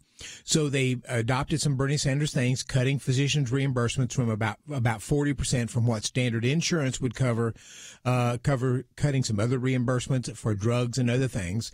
So you get some savings at that point, and then they also want to try to cover everybody. So essentially, it comes out with roughly what we would be spending anyway in the system. However, most of that then goes through the government. You would not be paying health insurance premiums, but you would pay higher taxes. And according to the study, you would have to double the revenues from the income tax and personal and the corporate income tax, and that still wouldn't be enough to pay for it. Well, we've got a lot more to cover, and we're going to also give you a chance to ask some questions about health care because we have our health care expert here. We'll come back and talk about how expensive Medicare for all will be right after this.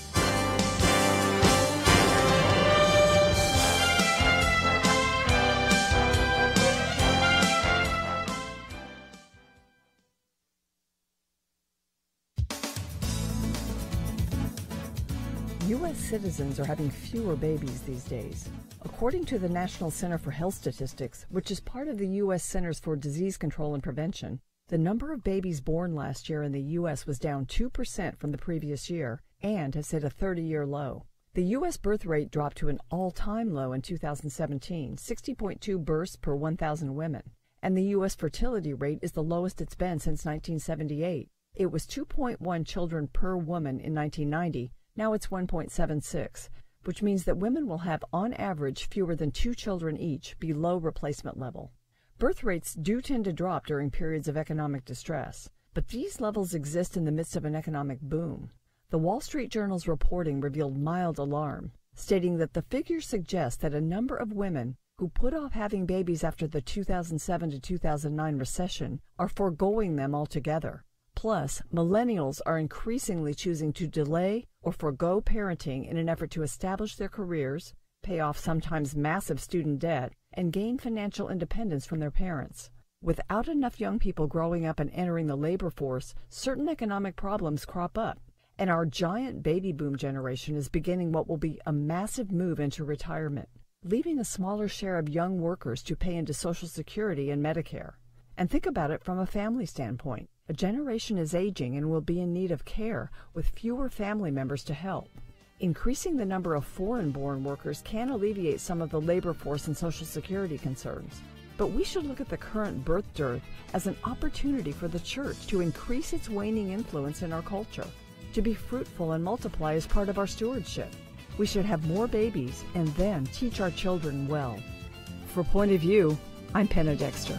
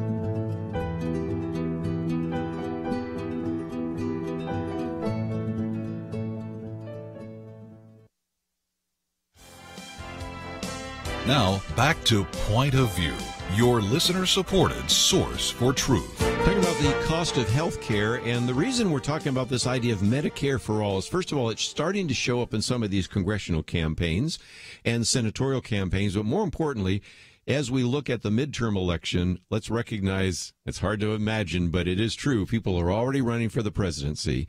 And when you go down the list, Cory Booker, Kamala Harris, Bernie Sanders, Elizabeth Warren, they've all signed on to what's called Medicare for all. Now, maybe not Joe Biden, but still, you know, they're signing off on this idea of a single-payer health care plan. Of course, a lot of them also sign off on things like free college tuition, guaranteed basic income, abolishing ICE, the Immigration and Customs Enforcement, a living wage. But so, Dr. Merrill Matthews, this is why this is important, because when people hear Medicare for all, it is something that sounds like it's gone through a focus group. You know, people say, I know Grandma, she likes Medicare. That works pretty well for them. So what's wrong with Medicare for all?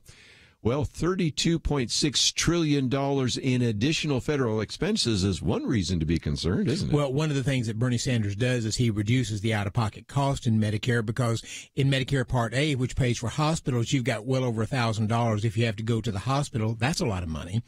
In Part B, only pays for 80% of your physician's visits, so you have to pay the 20%, which is why a lot of seniors buy a supplemental policy to offset that. Mm-hmm. So there are a fair number of out-of-pocket costs. In fact, we just found out this week the high number of seniors who file for bankruptcy, and the majority of them, it's because of Medicare, of medical cost. Wow. But wait a minute, I thought the government-run plan was there protecting them from all those medical costs. There's a lot of out-of-pocket cost in Medicare, so Bernie wants to get rid of that, which means the program costs a whole lot more than normally. And what he doesn't address in there, and I don't think the Mercatus Center does either, all the single-payer systems, you have out-of-pocket cost in various things. Canada only pays, if I remember right, out of their total health care spending, here we go, like 72, 73, 4 cents.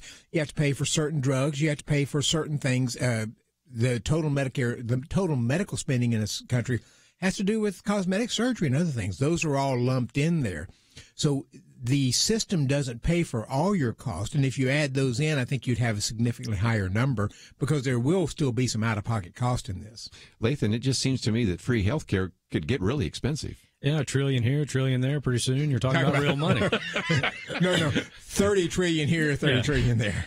And I mean, and these numbers are off the charts. I mean, again, for people that are on radio, sometimes hard to get numbers, but again, we're talking about more than $20 trillion of national debt, but this is $32 trillion of additional spending.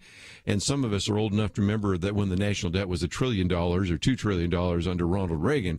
So you're talking about something, as you pointed out, Dr. Matthews, you could double just think about it right now. If you're listening right now, your taxes would double.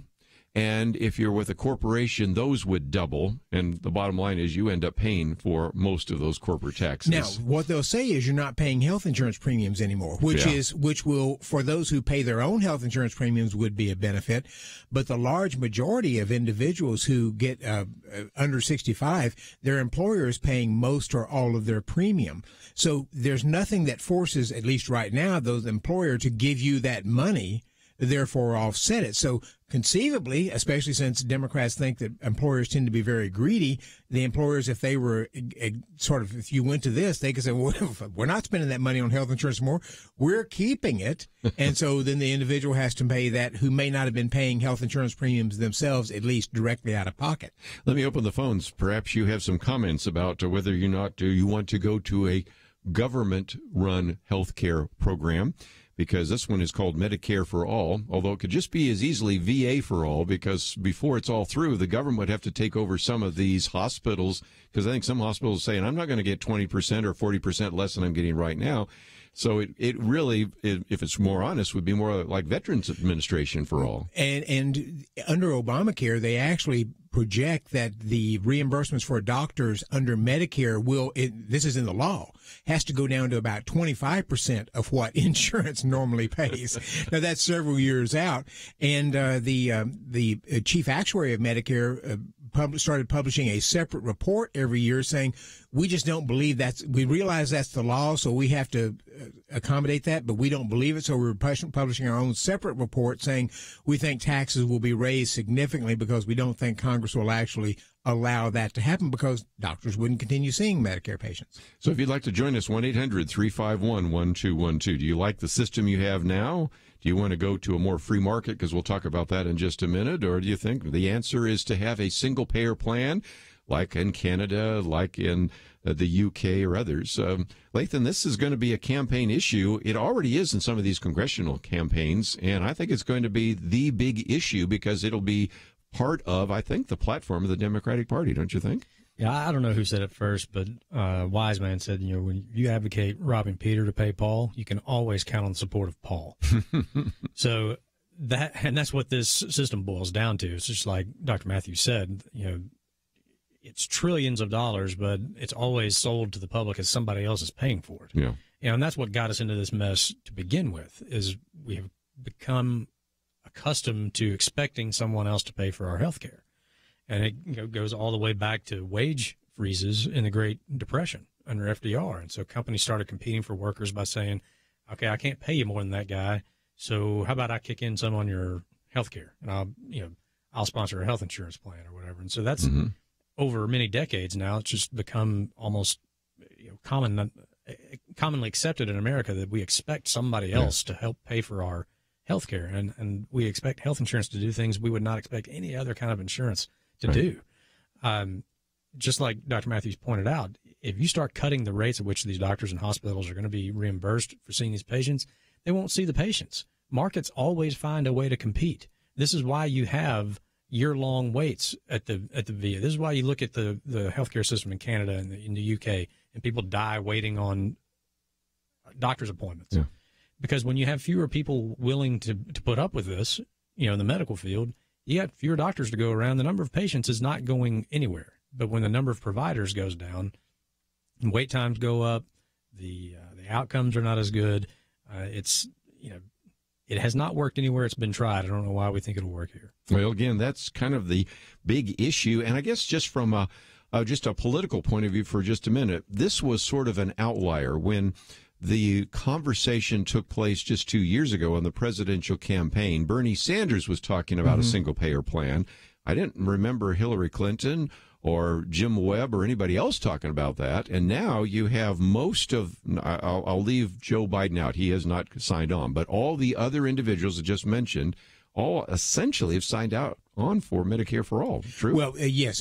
Bernie Sanders always introduces his Medicare for All legislation. Typically, he was always standing there by himself doing it because every other senator said, I've got a meeting at that time. I can't be there.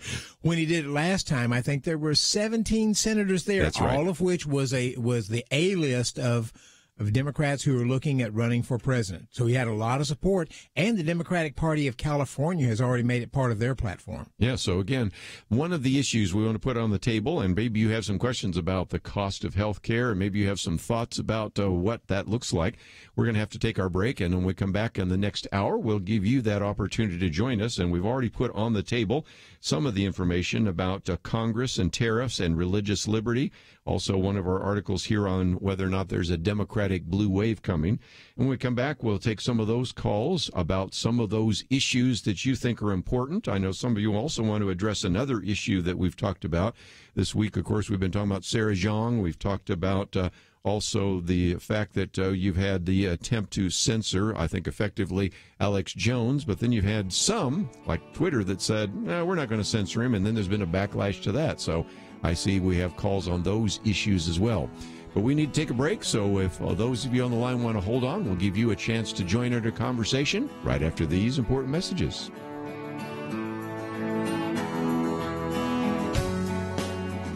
Just over 100 years ago, 2 or 3 cents would buy you what it takes $1 to buy today. What of any real value can you buy for $1? Well, how about this? How about enabling one listener to hear Point of View not just today, but for an entire year? You heard right. $1 makes it possible to reach a person through the radio or through any of our online channels for a year, and pays for all the other resources available through our website. All the interviews with special guests and public officials, all the information, all the training, all the inspiration and transformation for $1. How many dollars will you invest in the future of our nation? How many lives can you change with your investment today? Call right now and reach more people to help change our nation. 1-800-347-5151 or visit pointofview.net, because $1 really can go a long, long way. 1-800-347-5151 and pointofview.net. Point of View will continue after this.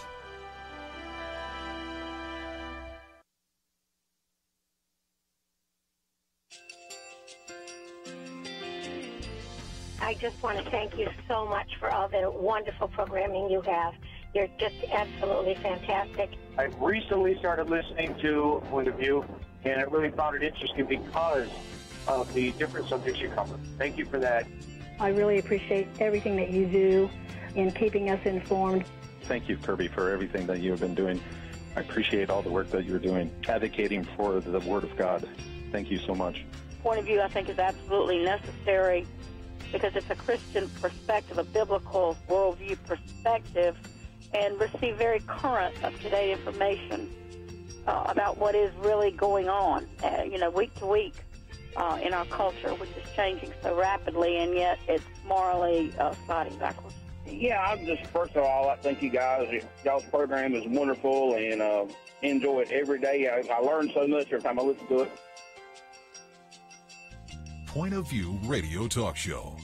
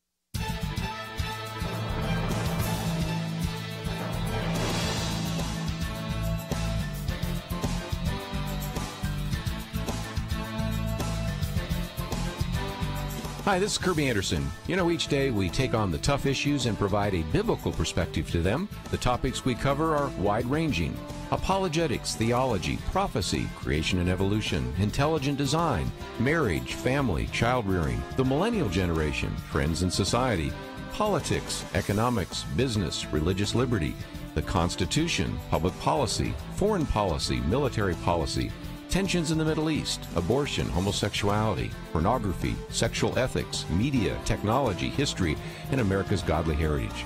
We talk about anything that affects your faith, your family, or your freedom. So don't go anywhere, because Point of View continues right now.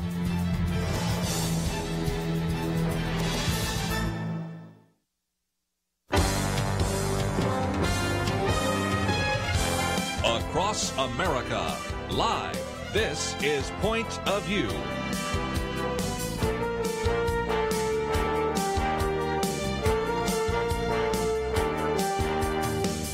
And now, Kerby Anderson. Continue our conversation today. It is our weekend edition. If you'd like to join us on air, 1-800-351-1212.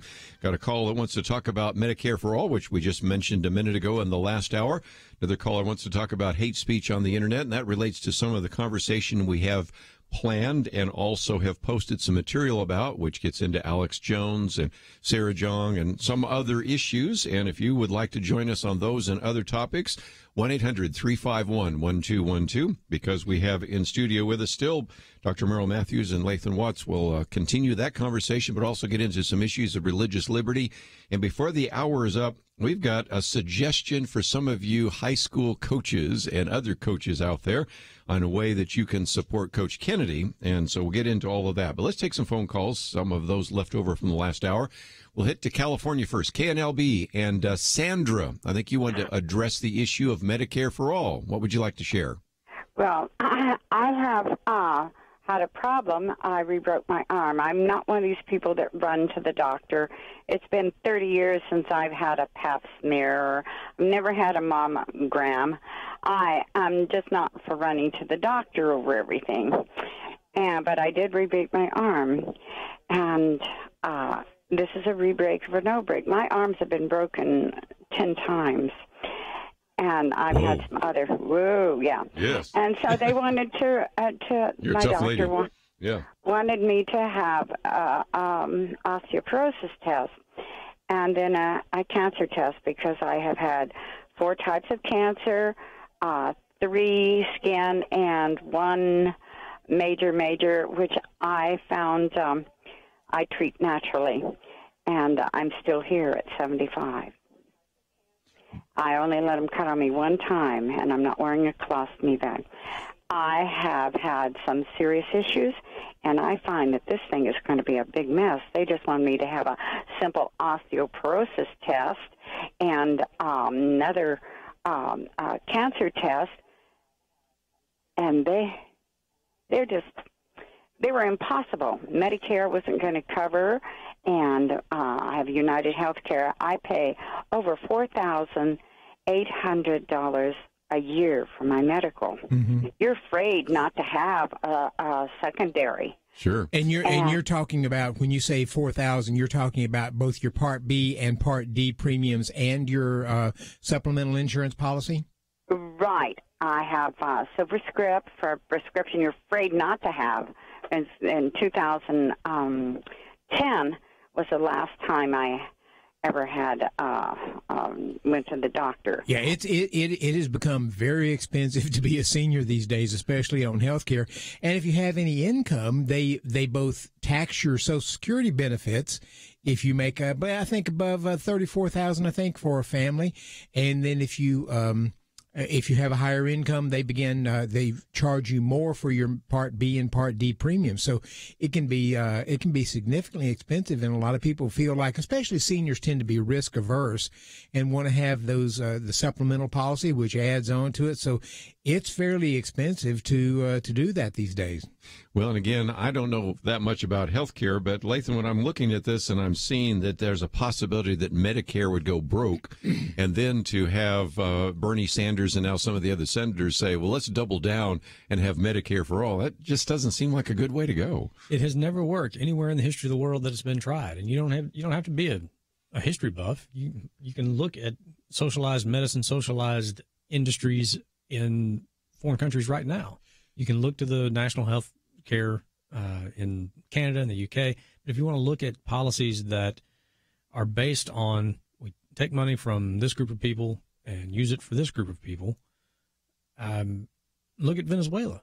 Don't look at Venezuela. Just look at the VA, as you suggested. Yeah, exactly. If you want you want to see government-run healthcare, ask anyone. And who if they gets call their this VA healthcare. for all, I don't think it would go so well. But that's where we would be heading, truly, don't you think? Yeah. Oh, absolutely. And what happens in these countries is they provide basic care. Sometimes you have to have a wait or something of that nature, but they tend to provide basic care. And since the vast majority of people in a society are healthy at any given time, if you're able to go once every now and then to the doctor to get a shot or to get a prescription or some penicillin or something like that, and you don't have to pay anything for it, you think it works fairly well. Where it really becomes a problem is on the marginal patients, the very old, the very young, the very sick, and those who are very expensive. And that's where you have, I still have the headline from a British paper I got a few years ago. The headline was, "Am I too old to be treated?" Wow. And the person needed a pacemaker, and I think he was over 75, and they said, "We're just not going to pay for it at that age because you wouldn't get that much benefit from it." So you have those kinds of problems. The people in most of the single-payer systems generally like it. If you go to England, they'll say, it's a kiss of death for a politician to try to say, "I want to get rid of the National Health Service." Having said that, every time I'm there, the papers are filled with problems of people not being able to get care, cost overruns, people laying on gurneys and other things. And again, we've had people over the years call in and say, I was in Canada and I broke my arm or I had a cold and went in, it didn't cost me anything, it was really good. Or I've been in the UK. But the issue is just don't get really sick. Don't need a kidney transplant, don't need a heart transplant, don't need cardiomyopathy being treated, something like that. Isn't that the issue? That's typically been the issue, is the very expensive things tend to have, and especially if they're elective, and hip replacement or something like that may be considered elective. And so you get in line for that.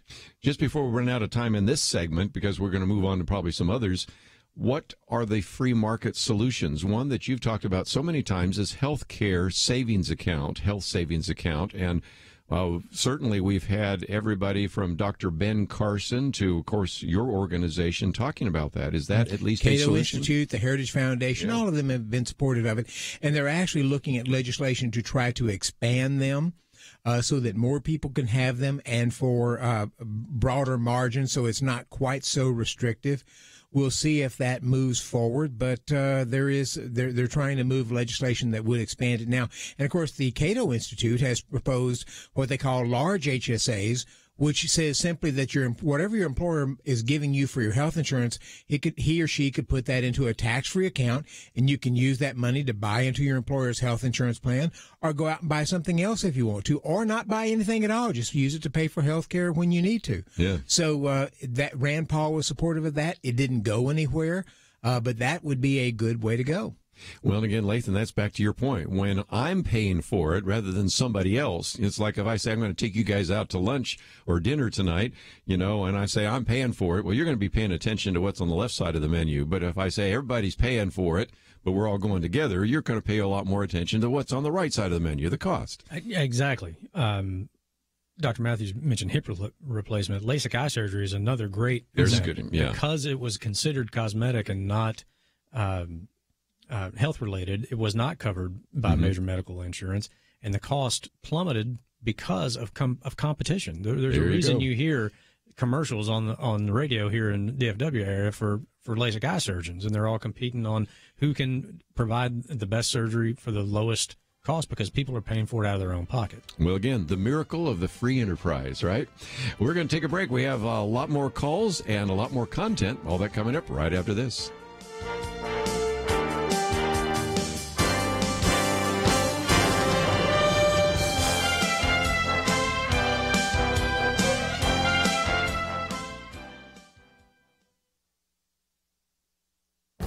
This is Viewpoints with Kerby Anderson. A recent case before the Fifth Circuit Court of Appeals provides a window on what President Trump's impact will be on the courts. Federal law makes it illegal to buy handguns across state lines. Several plaintiffs sued, arguing that this restriction violates the Second Amendment. The case was originally heard before a 3-judge panel, and the plaintiffs lost. Then they asked to have their case heard by the full Fifth Circuit Court of 15 judges, and the plaintiffs lost again 8-7, but you can see how that might change in the future. The court is supposed to have 17 seats, but at the time had 2 vacancies. A 16th judge has now been confirmed, and another Trump appointee will be coming sometime in the future. You can see how they might change the vote the other way. In previous commentaries, I've mentioned Judge James Ho. He wrote the primary dissental in the case. He reminded the court that for decades, the Supreme Court has referred to the Second Amendment as a fundamental civil right comparable to other provisions of the Bill of Rights. He went on to complain that the Second Amendment continues to be treated as a second-class right. He further makes the case that all these restrictions infringe on countless law-abiding citizens to obtain a handgun. Then he points out this discrepancy. We would never allow a law that would ban the sale of books across state lines, but apparently have no problem banning the sale of handguns across state lines. He also warned that law-abiding Americans should not be conflated with dangerous criminals. This recent case illustrates 2 points. First, the appointment by President Trump of additional judges on the court may change some of these rulings. And second, Judge James Ho is quickly becoming a judicial force worth watching. I'm Kerby Anderson, and that's my point of view. Take Kerby and the Point of View team with you on the go with the Point of View app. Search for Point of View Radio at the Apple or Google Play stores.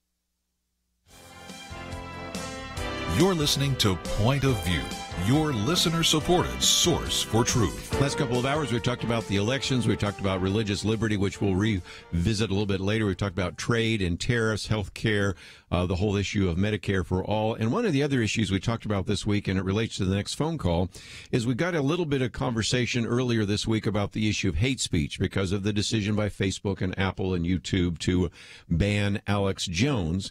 But then, interestingly enough, Twitter said, well, he really doesn't violate our standards. And so Jack Dorsey announced that. And I even predicted 2 days ago that as soon as he announced that, there was going to be a backlash. And then this is the piece we've posted here by David French, who was in studio with us just a couple of weeks ago, and just love the things he writes because he comes from a legal point of view. In outrage campaigns, it's the internal mob that matters.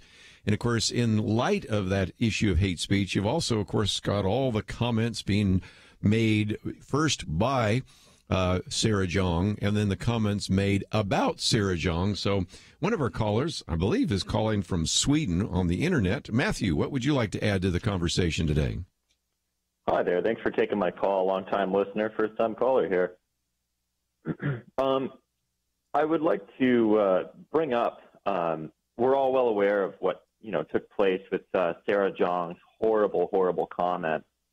And I don't think that we need to repeat them, but what I wanted to bring up is the complete hypocrisy shown by the media and these celebrities and journalists who are all coming out to defend Sarah Jeong, and then in the same breath call for complete censorship of not only InfoWars, but conservatives altogether. And so I'm not able to follow all of this too closely, but somebody sent me a link to a hashtag that was going around, and it was called hashtag verified hate. And if you go on Twitter or Facebook or anywhere and you search up hashtag verified hate, you will see thousands and thousands of racist comments from left-leaning Democrats and blue check marks. These are verified accounts coming from celebrities, Democrats, politicians, journalists, many, many journalists, and they're all saying that very clearly. They state, I hate white people. I hate white people. White people are bad. Saying things like white genocide is real. I was completely shocked when I looked up the hashtag verified hate. There's literally thousands. There's even a lot of blue check marks, people that are verified by Twitter, that are calling for the assassination of President Trump. And these tweets have been up for years, and nobody's done anything about them. And so, basically why I wanted to bring this up is because these are the same people that are calling for censorship of right-leaning individuals, of conservatives. And these are the same people that are literally calling for the assassination of President Trump, proclaiming their hatred for a whole race of people. These people are the same people that are trying to censor the web. And the hashtag verified hate has really just unearthed the utter hypocrisy in all of this. And it's quite amazing. And if you haven't seen it, I highly recommend everybody take a look at that hashtag. Very good. One of the things I mentioned the other day when we posted some of the things by Sarah Zhang is a little bit of a parental advisory. Don't let your kids read these. I want to go around the round table, but part of that is the argument that, an Asian American woman, in case she's really Korean, can't be racist because she's a victim. And so this is what's called intersectionality. In other words, white people, especially since I got some white males around here, white males are the oppressors, white privilege is the danger, and then everybody else is a victim. And so if you're a Hispanic individual who is also a female and also a lesbian, that's a threefer. In other words, so that you have a ranking of victimology. So a black man is a victim, but not as much as a black woman or a black woman who's a lesbian. And you think I'm making this up, but this is what's called intersectionality. And you can even see a Prager video on it if you'd like. Of course, that's hard to find because that's being censored right now. And we're kind of back to the issue. So, Lathan, you are the constitutional scholar here around the table. What about this? It does seem to me that hypocrisy is running amok today. It is, and it's because there's no fear of accountability from the people that are doing this. I mean, if the vast majority of the folks that are running companies like Twitter, like Facebook, Google, whoever, are on your side of the ideological spectrum, they're not going to be inclined to call you out for any sort of hypocrisy or intellectual inconsistency.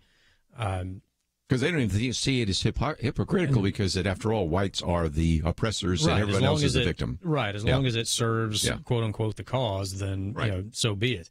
But this idea of hate speech is dangerous from a constitutional standpoint because the argument is always, when you hear people starting to talk about hate speech, they are almost always saying that this type of speech should not or is not protected by the First Amendment, and that's why it can be censored. The danger, of course, then being, well, who decides what is hate speech? Because as soon as you have a court say it's okay, the First Amendment does not protect hate speech, the very next day, watch out. Because someone is going to try to define something you believe in as hate speech. And so, the answer to bad speech is good speech. I'm with you. The free marketplace of ideas is served when, if somebody stands up and says something you vehemently disagree with, you stand up and you debate them and you speak what you vehemently do agree with. You don't stand up and say that person should be silenced. That's the difference of what is going on in America right now versus what has gone on in America in the past. Used to be a common phrase, I disagree with what you're saying, but I would die to defend your right to say it. Not anymore. Now it's, I disagree with what you are saying. I therefore feel threatened, and words are violence, and therefore you must be silenced. That is an extremely slippery slope, a very dangerous development in American culture that must be stopped. And thankfully, we have not had a Supreme Court decision that lends any sort of credence to this idea. I mean, even in the last session, there was, this argument in the NIFLA case that this is commercial speech and it's somehow less protected. And the court basically said to the Ninth Circuit, we have never recognized this subcategory of commercial speech that you're talking about that somehow magically is entitled to less protection than political speech or religious speech. I mean, they slapped the Ninth Circuit around for that. By the way, Justice Kennedy even suggested they might want to go back and read the First Amendment. Exactly. I've never seen a comment like that in a court case. That's pretty good. Well, I used to follow Michelle Malkin several years ago, and she would occasionally retweet some of the things that she got. And some of these were vile. Always. They were horrid. And I finally unfollowed her because I didn't want that running out on my Twitter feed. This has been going on for a long time, and a lot of these people you suspect were, sort of Democrats. But here's the interesting thing: when you talk about the dominant culture, Sarah Jeong is Korean, so she's in the U.S. The white has been the predominant culture. But if you and I go to Korea, she's the dominant culture, and we aren't. Yeah. So is she the oppressor if she goes back to her home? If you go to Japan, the Japanese are the dominant culture, and we aren't. Are they oppressors? If you take this one step further, it's bizarre. It is. And again, I think the illustrations are, how do you deal with that? I mean, is there a way that Facebook has the right to remove Alex Jones? Yes, it's a private company, but they have to decide whether they're a public forum where everybody gets a chance to speak, or whether they're like an editorial page of a newspaper. And they go back and forth on that. I like what David French wrote the other day. We do have laws that do have precision. They're called libel laws and slander laws. But this hate speech stuff, it's just as malleable and ambiguous as it possibly can be. Right, and if you think about Alex Jones, amongst his many conspiracy theories, one of them is, a small group of these companies who are preventing certain messages from ever reaching the public. So what Facebook and now Twitter and Apple and Google have finally done, something Alex Jones could never even do, which is lend credence to an Alex Jones theory. Okay, I just love that. Yeah, I mean, stock up on tin foil, okay? Because there's going to be a shortage if this keeps up, because there's not going to be enough to cover all the hats. Yes. It's nonsense. It's complete and utter nonsense. And just like you said, if you're going to create a forum for people to speak their mind, then let people speak their mind. The answer to ridiculous speech is logical speach. Yes, it not to shut is. down the guy who's screaming with his hair on fire. We're going to take a break, and when we come back, we have a question about kind of the Second Amendment, actually the Ninth Circuit Court ruling. And my commentary today is about buying guns, which comes from a very good editorial opinion from James Ho. So we'll be right back. Imagine a police officer telling you you can't pray in your own home. That happened not too long ago to Mary Ann Souse in Kansas. And in 2017, the U.S. 10th Circuit Court of Appeals sided with the officer. But this year, thanks to an investment of $1, the U.S. Supreme Court overturned that ruling. Okay, let me explain.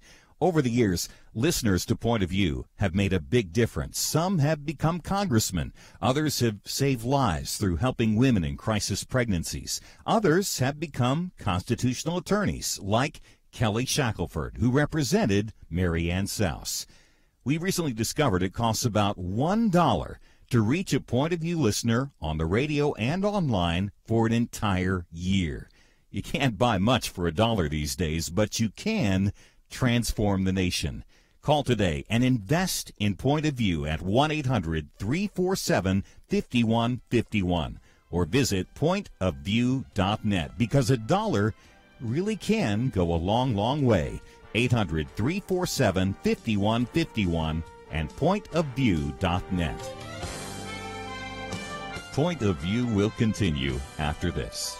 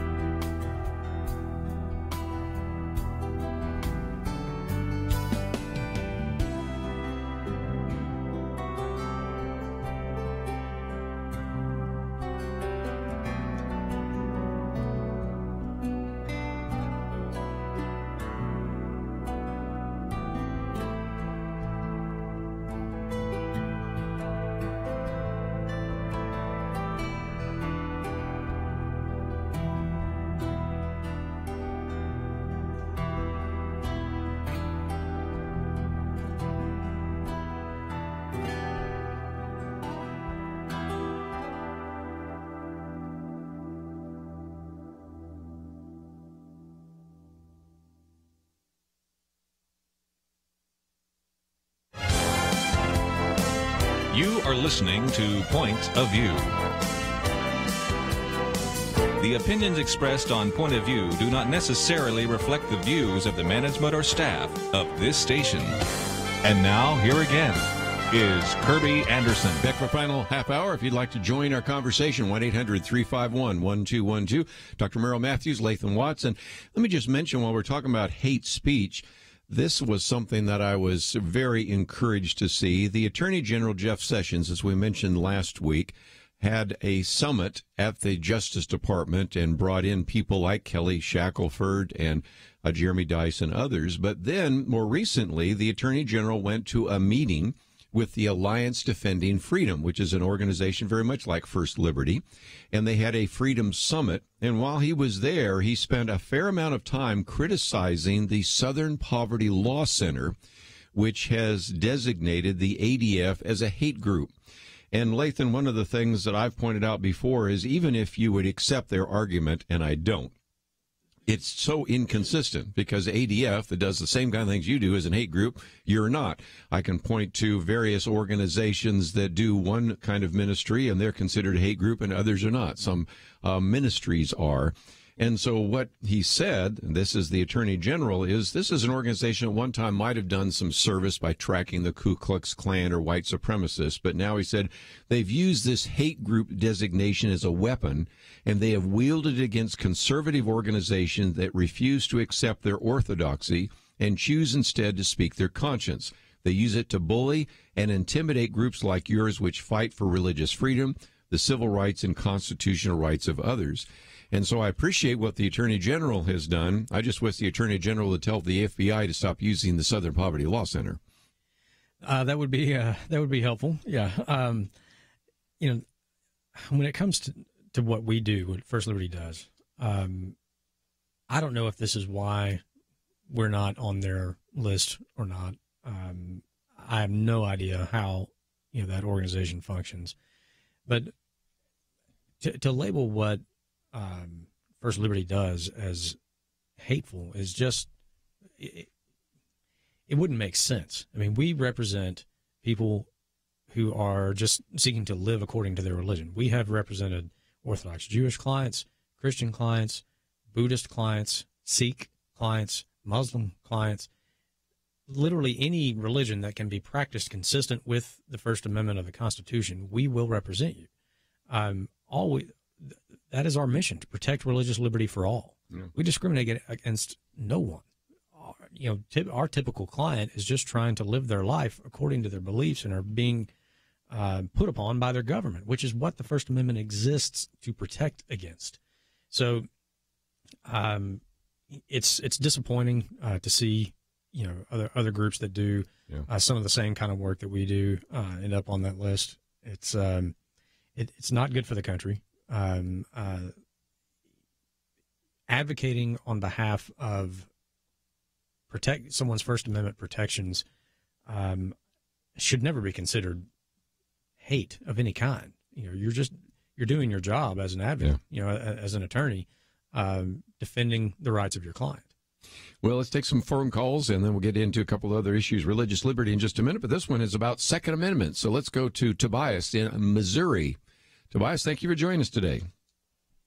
Oh, thank you for having me. First off, I would like you to forgive my stutter. I not only believe that the Second Amendment is our constitutional right, but also our God-given right. So my question for you is the Ninth Circuit's recent ruling on open carry, does that apply to everyone? And they weren't specific on it. Does that apply to rifles? And also, do you see this spreading any further than that? Very good. Let me just mention my commentary today is about buying guns, and I might just mention that I put for a couple of reasons. First of all, it gives me a chance to quote one of these individuals I really like. You've worked with before, Judge James Hose there, and I love what he says, that we put these limits on the Second Amendment, which we never would on the First Amendment. We wouldn't say, well, you can't buy books across state lines, but we say you can't buy guns across state lines. So that's the first issue. But Tobias is raising a question. The Ninth Circuit Court, in a surprise move, took a case out of Hawaii which banned open carry and said, no, the Second Amendment allows you to open carry. Now, as I understand it, generally most of these jurisdictions, but I'm sitting across from a constitutional lawyer so he can help us out, when the Ninth Circuit rules on that, it only necessarily applies to the Ninth Circuit, but it is a precedent that I think might go nationwide. What's your thoughts? Right. The short answer is yes, it would only apply. That ruling would only be the controlling authority in the Ninth Circuit. Which would not affect Missouri where he lives, yeah. Exactly. Now, if that case was appealed then to the Supreme Court, or if, say, another circuit, like the Fourth, which is now becoming just as liberal as the Ninth, ruled the other way. Yes. Which they probably might. And create a circuit split. Because they're already talking about AR-15s and everything, yeah. Right. Then the Supreme Court may take those cases to settle the circuit split. And, of course, when the Supreme Court speaks, it's the law everywhere. But just because there's a circuit split, we at First Liberty found this out the hard way recently. It doesn't necessarily mean they're going to take. We had a split between North Carolina and Michigan, and they left them both alone. But to Tobias's question, yes, that ruling is the controlling authority in the Ninth Circuit, unless and until it was somehow overruled by the Supreme Court. It's not going to be, because shockingly, the Ninth Circuit got it right. So I don't think the Supreme Court's going to be interested in overturning that. But again, Buddy, let's come to you for just a minute, Dr. Merrill Matthews, because in some respects the argument is you can open carry unless you're prohibited from doing so. And our listeners in Arizona go, yeah, that's always been the case there. And so what brought this to the surface, probably a better way to say it, is that Hawaii banned open carry. So it was the Ninth Circuit Court saying, no, you can't ban it. So you're in a kind of a gray area, but the fact is that in a lot of places, because we have a Second Amendment, yes, you can open carry. Yes, you can. And, of course, the movement now is to make it constitutional carry, and you just don't actually have to get anybody's approval to do that. So we'll see. So we'll see where that goes. It's at least under this administration, there is the administration is open to trying to expand the rights on that, and so it's the courts that are jamming it up in some cases, but not in this case in the Ninth Circuit, which is Lathan said is a surprise. Just surprising. Generally on where they go.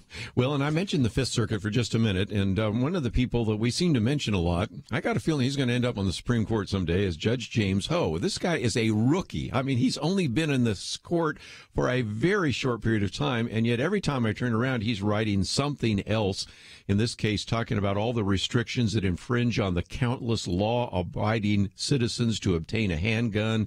He said law-abiding Americans should not be conflated with dangerous criminals.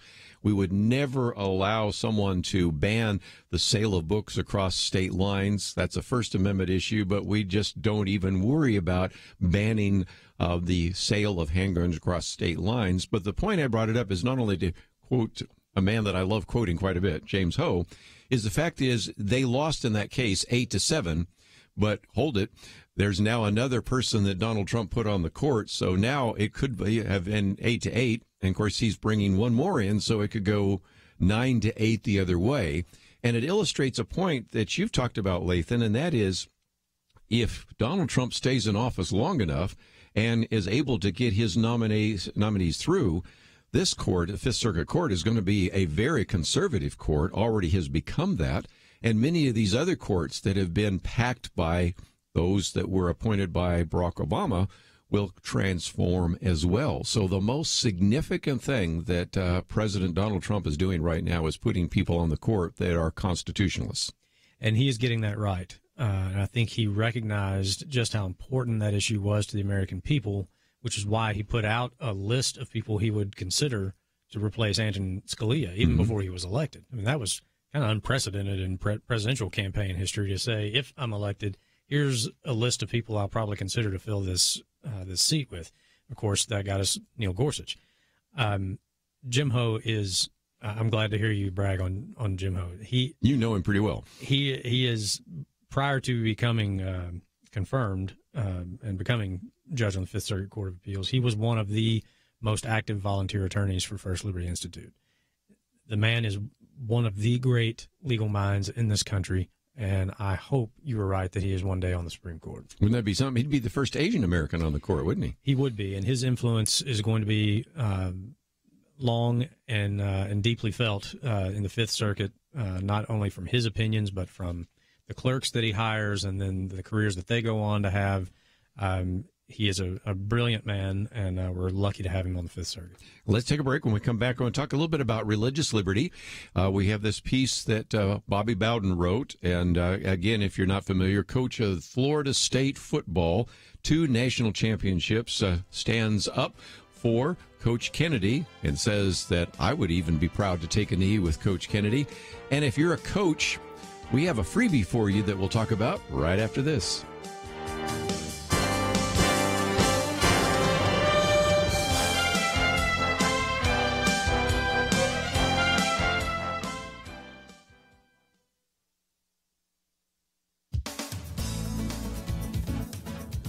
U.S. citizens are having fewer babies these days. According to the National Center for Health Statistics, which is part of the U.S. Centers for Disease Control and Prevention, the number of babies born last year in the U.S. was down 2% from the previous year and has hit a 30-year low. The U.S. birth rate dropped to an all-time low in 2017, 60.2 births per 1,000 women, and the U.S. fertility rate is the lowest it's been since 1978. It was 2.1 children per woman in 1990. Now it's 1.76, which means that women will have, on average, fewer than 2 children each, below replacement level. Birth rates do tend to drop during periods of economic distress, but these levels exist in the midst of an economic boom. The Wall Street Journal's reporting revealed mild alarm, stating that the figures suggest that a number of women who put off having babies after the 2007 to 2009 recession are foregoing them altogether. Plus, millennials are increasingly choosing to delay or forego parenting in an effort to establish their careers, pay off sometimes massive student debt, and gain financial independence from their parents. Without enough young people growing up and entering the labor force, certain economic problems crop up, and our giant baby boom generation is beginning what will be a massive move into retirement, leaving a smaller share of young workers to pay into Social Security and Medicare. And think about it from a family standpoint. A generation is aging and will be in need of care with fewer family members to help. Increasing the number of foreign-born workers can alleviate some of the labor force and Social Security concerns. But we should look at the current birth dearth as an opportunity for the church to increase its waning influence in our culture, to be fruitful and multiply as part of our stewardship. We should have more babies and then teach our children well. For Point of View, I'm Penna Dexter.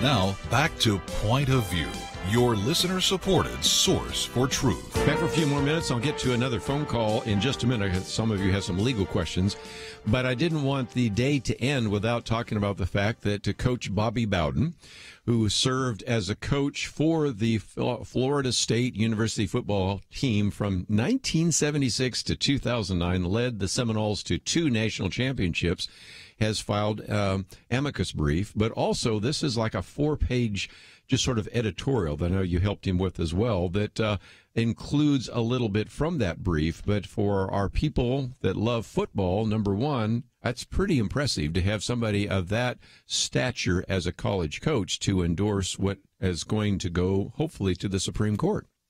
Exactly. I mean, Coach Bowden is a legend in football. You know, we're sitting here in the Dallas, Texas area. Texas does faith, football, and freedom pretty well, and it's great to have Coach Bowden support our client, Coach Kennedy. He didn't have to do that. You know, he really has nothing to gain by it except possibly, you know, getting himself into a little controversial territory.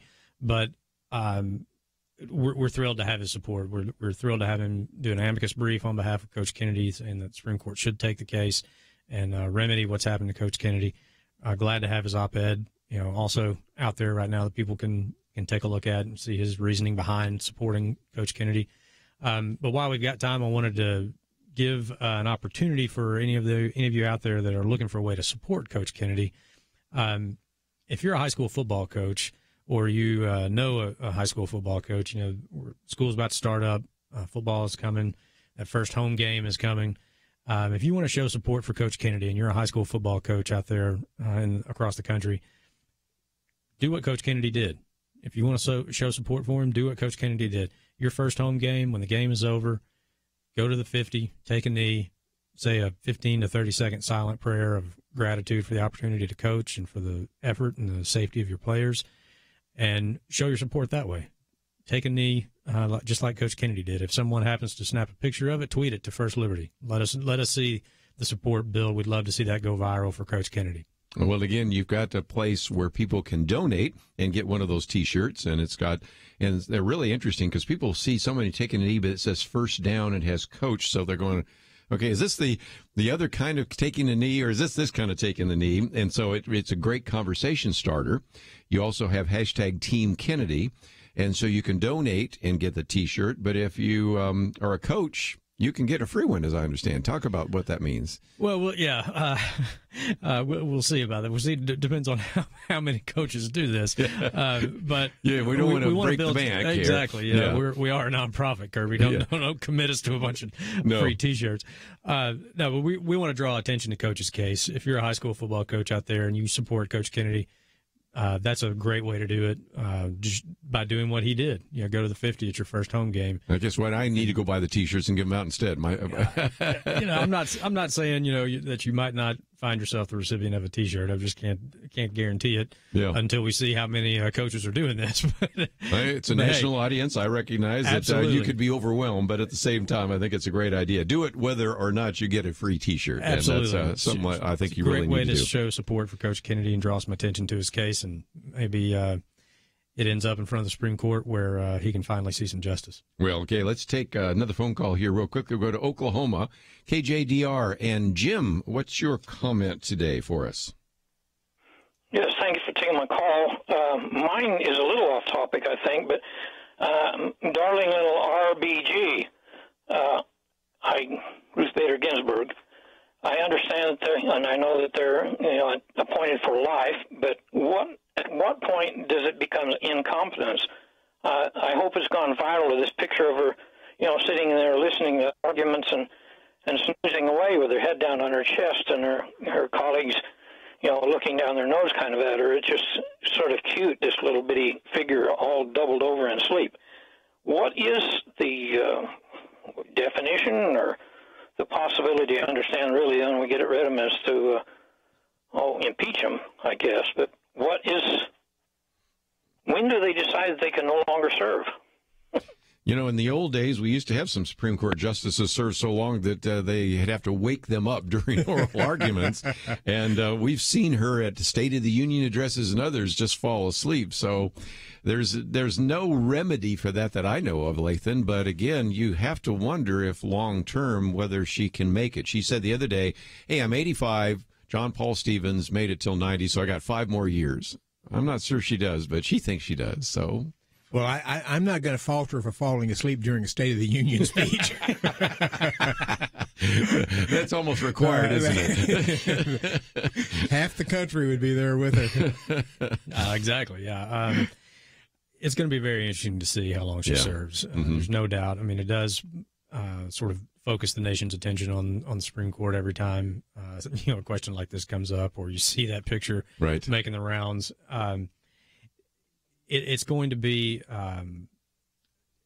I think it will be an issue in President Trump's reelection campaign. I think so too. The Democrats will obviously make it an issue of wanting to make sure that they get to appoint any new justices, whether that's Ginsburg, retiring or some other scenario. But there's no way to predict. I've given up trying to predict who's going to do what on the Supreme Court. It's fascinating, and it makes for good political commentaries and talk radio, I guess. But there's really no way of knowing. But to Jim's point, it's completely up to the justice when he or she will decide to retire. Right. That's for the case. Just before we run out of time here, one of the other articles we posted is one that you've written on about the so-called separation of church and state and why the left is wrong about the wall of separation. But whether you get that article or some of the resources at First Liberty, one of the things I'm recognizing, Lathan, is schools starting up. Matter of fact, for some of our listeners in Georgia, school already started. For others, it will start shortly. And for almost everybody, right now, they have football teams doing 2-a-days. And lots of times what happens is they'll bring in a pastor, they'll bring in a minister, they'll bring in a former player, and sooner or later they're going to obviously mention the Bible. Well, at that point, the Americans United for Separation of Church and State, Freedom from Religion Foundation, ACLU, somebody says, wait a minute, that's an unconstitutional action, and we're supposed to have a separation of church and state. At that point, it's worth getting some of the resource booklets you have at First Liberty or calling your office, because you've had to deal with a lot of these kind of cases, haven't you? Absolutely. These sort of situations pop up almost cyclical within the school year. When school starts, you have this sort of scenario. School ends, you have the graduation speaker scenario. But yes, you can go to firstliberty.org. There are free resources for you there. You can download PDFs. We call them Religious Liberty Protection Kits. They're there for students and teachers. They're there for members of the military, churches and ministries. But, yeah, if you're going back to school, you need to know what your rights are if you're going to be able to defend them. And your article there on separation of church and state, I would encourage everybody to print it out. Give it to your young people, because they might want to do a little speech or a term paper on it or something like that. Maybe even hand it to the administrators who are convinced that you cannot have anything religious, can't even have a Bible club in the school. And the bottom line is there are just an enormous number of Supreme Court precedents that are in favor of the things you do every day there at First Liberty. Absolutely. Students, teachers, coaches, administrators, none of those people check their constitutional rights at the door of the schoolhouse. Yeah. So, again, I appreciate both of you joining us today. 3 hours, we've covered a lot of topics, and if you find yourself saying it went too fast, I want to hear it again. We have a podcast. We have an opportunity for you to watch it on the YouTube channel. And, of course, there are some articles written by both of these gentlemen on there, and even my commentary is there available at the website pointofview.net. So I want to thank Andrew and Steve for their help behind the scenes. We're going to have Will Graham in studio with us next week, and we're going to be talking about a variety of different issues with all sorts of guests, both on phone and with us in studio. So I hope that you'll join us then. Have a great weekend. We'll see you back here on Monday.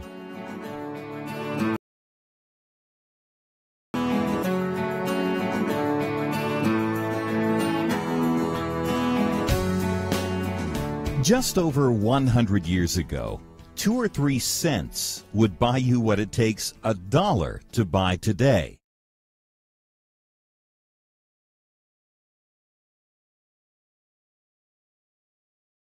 To hear Point of View, not just today, but for an entire year. You heard right. $1 makes it possible to reach a person through the radio or through any of our online channels for a year, and pays for all the other resources available through our website. All the interviews with special guests and public officials, all the information, all the training, all the inspiration and transformation for $1. How many dollars will you invest in the future of our nation? How many lives can you change with your investment today? Call right now and reach more people to help change our nation. 1-800-347-5151 or visit pointofview.net, because $1 really can go a long, long way. 1-800-347-5151 and pointofview.net.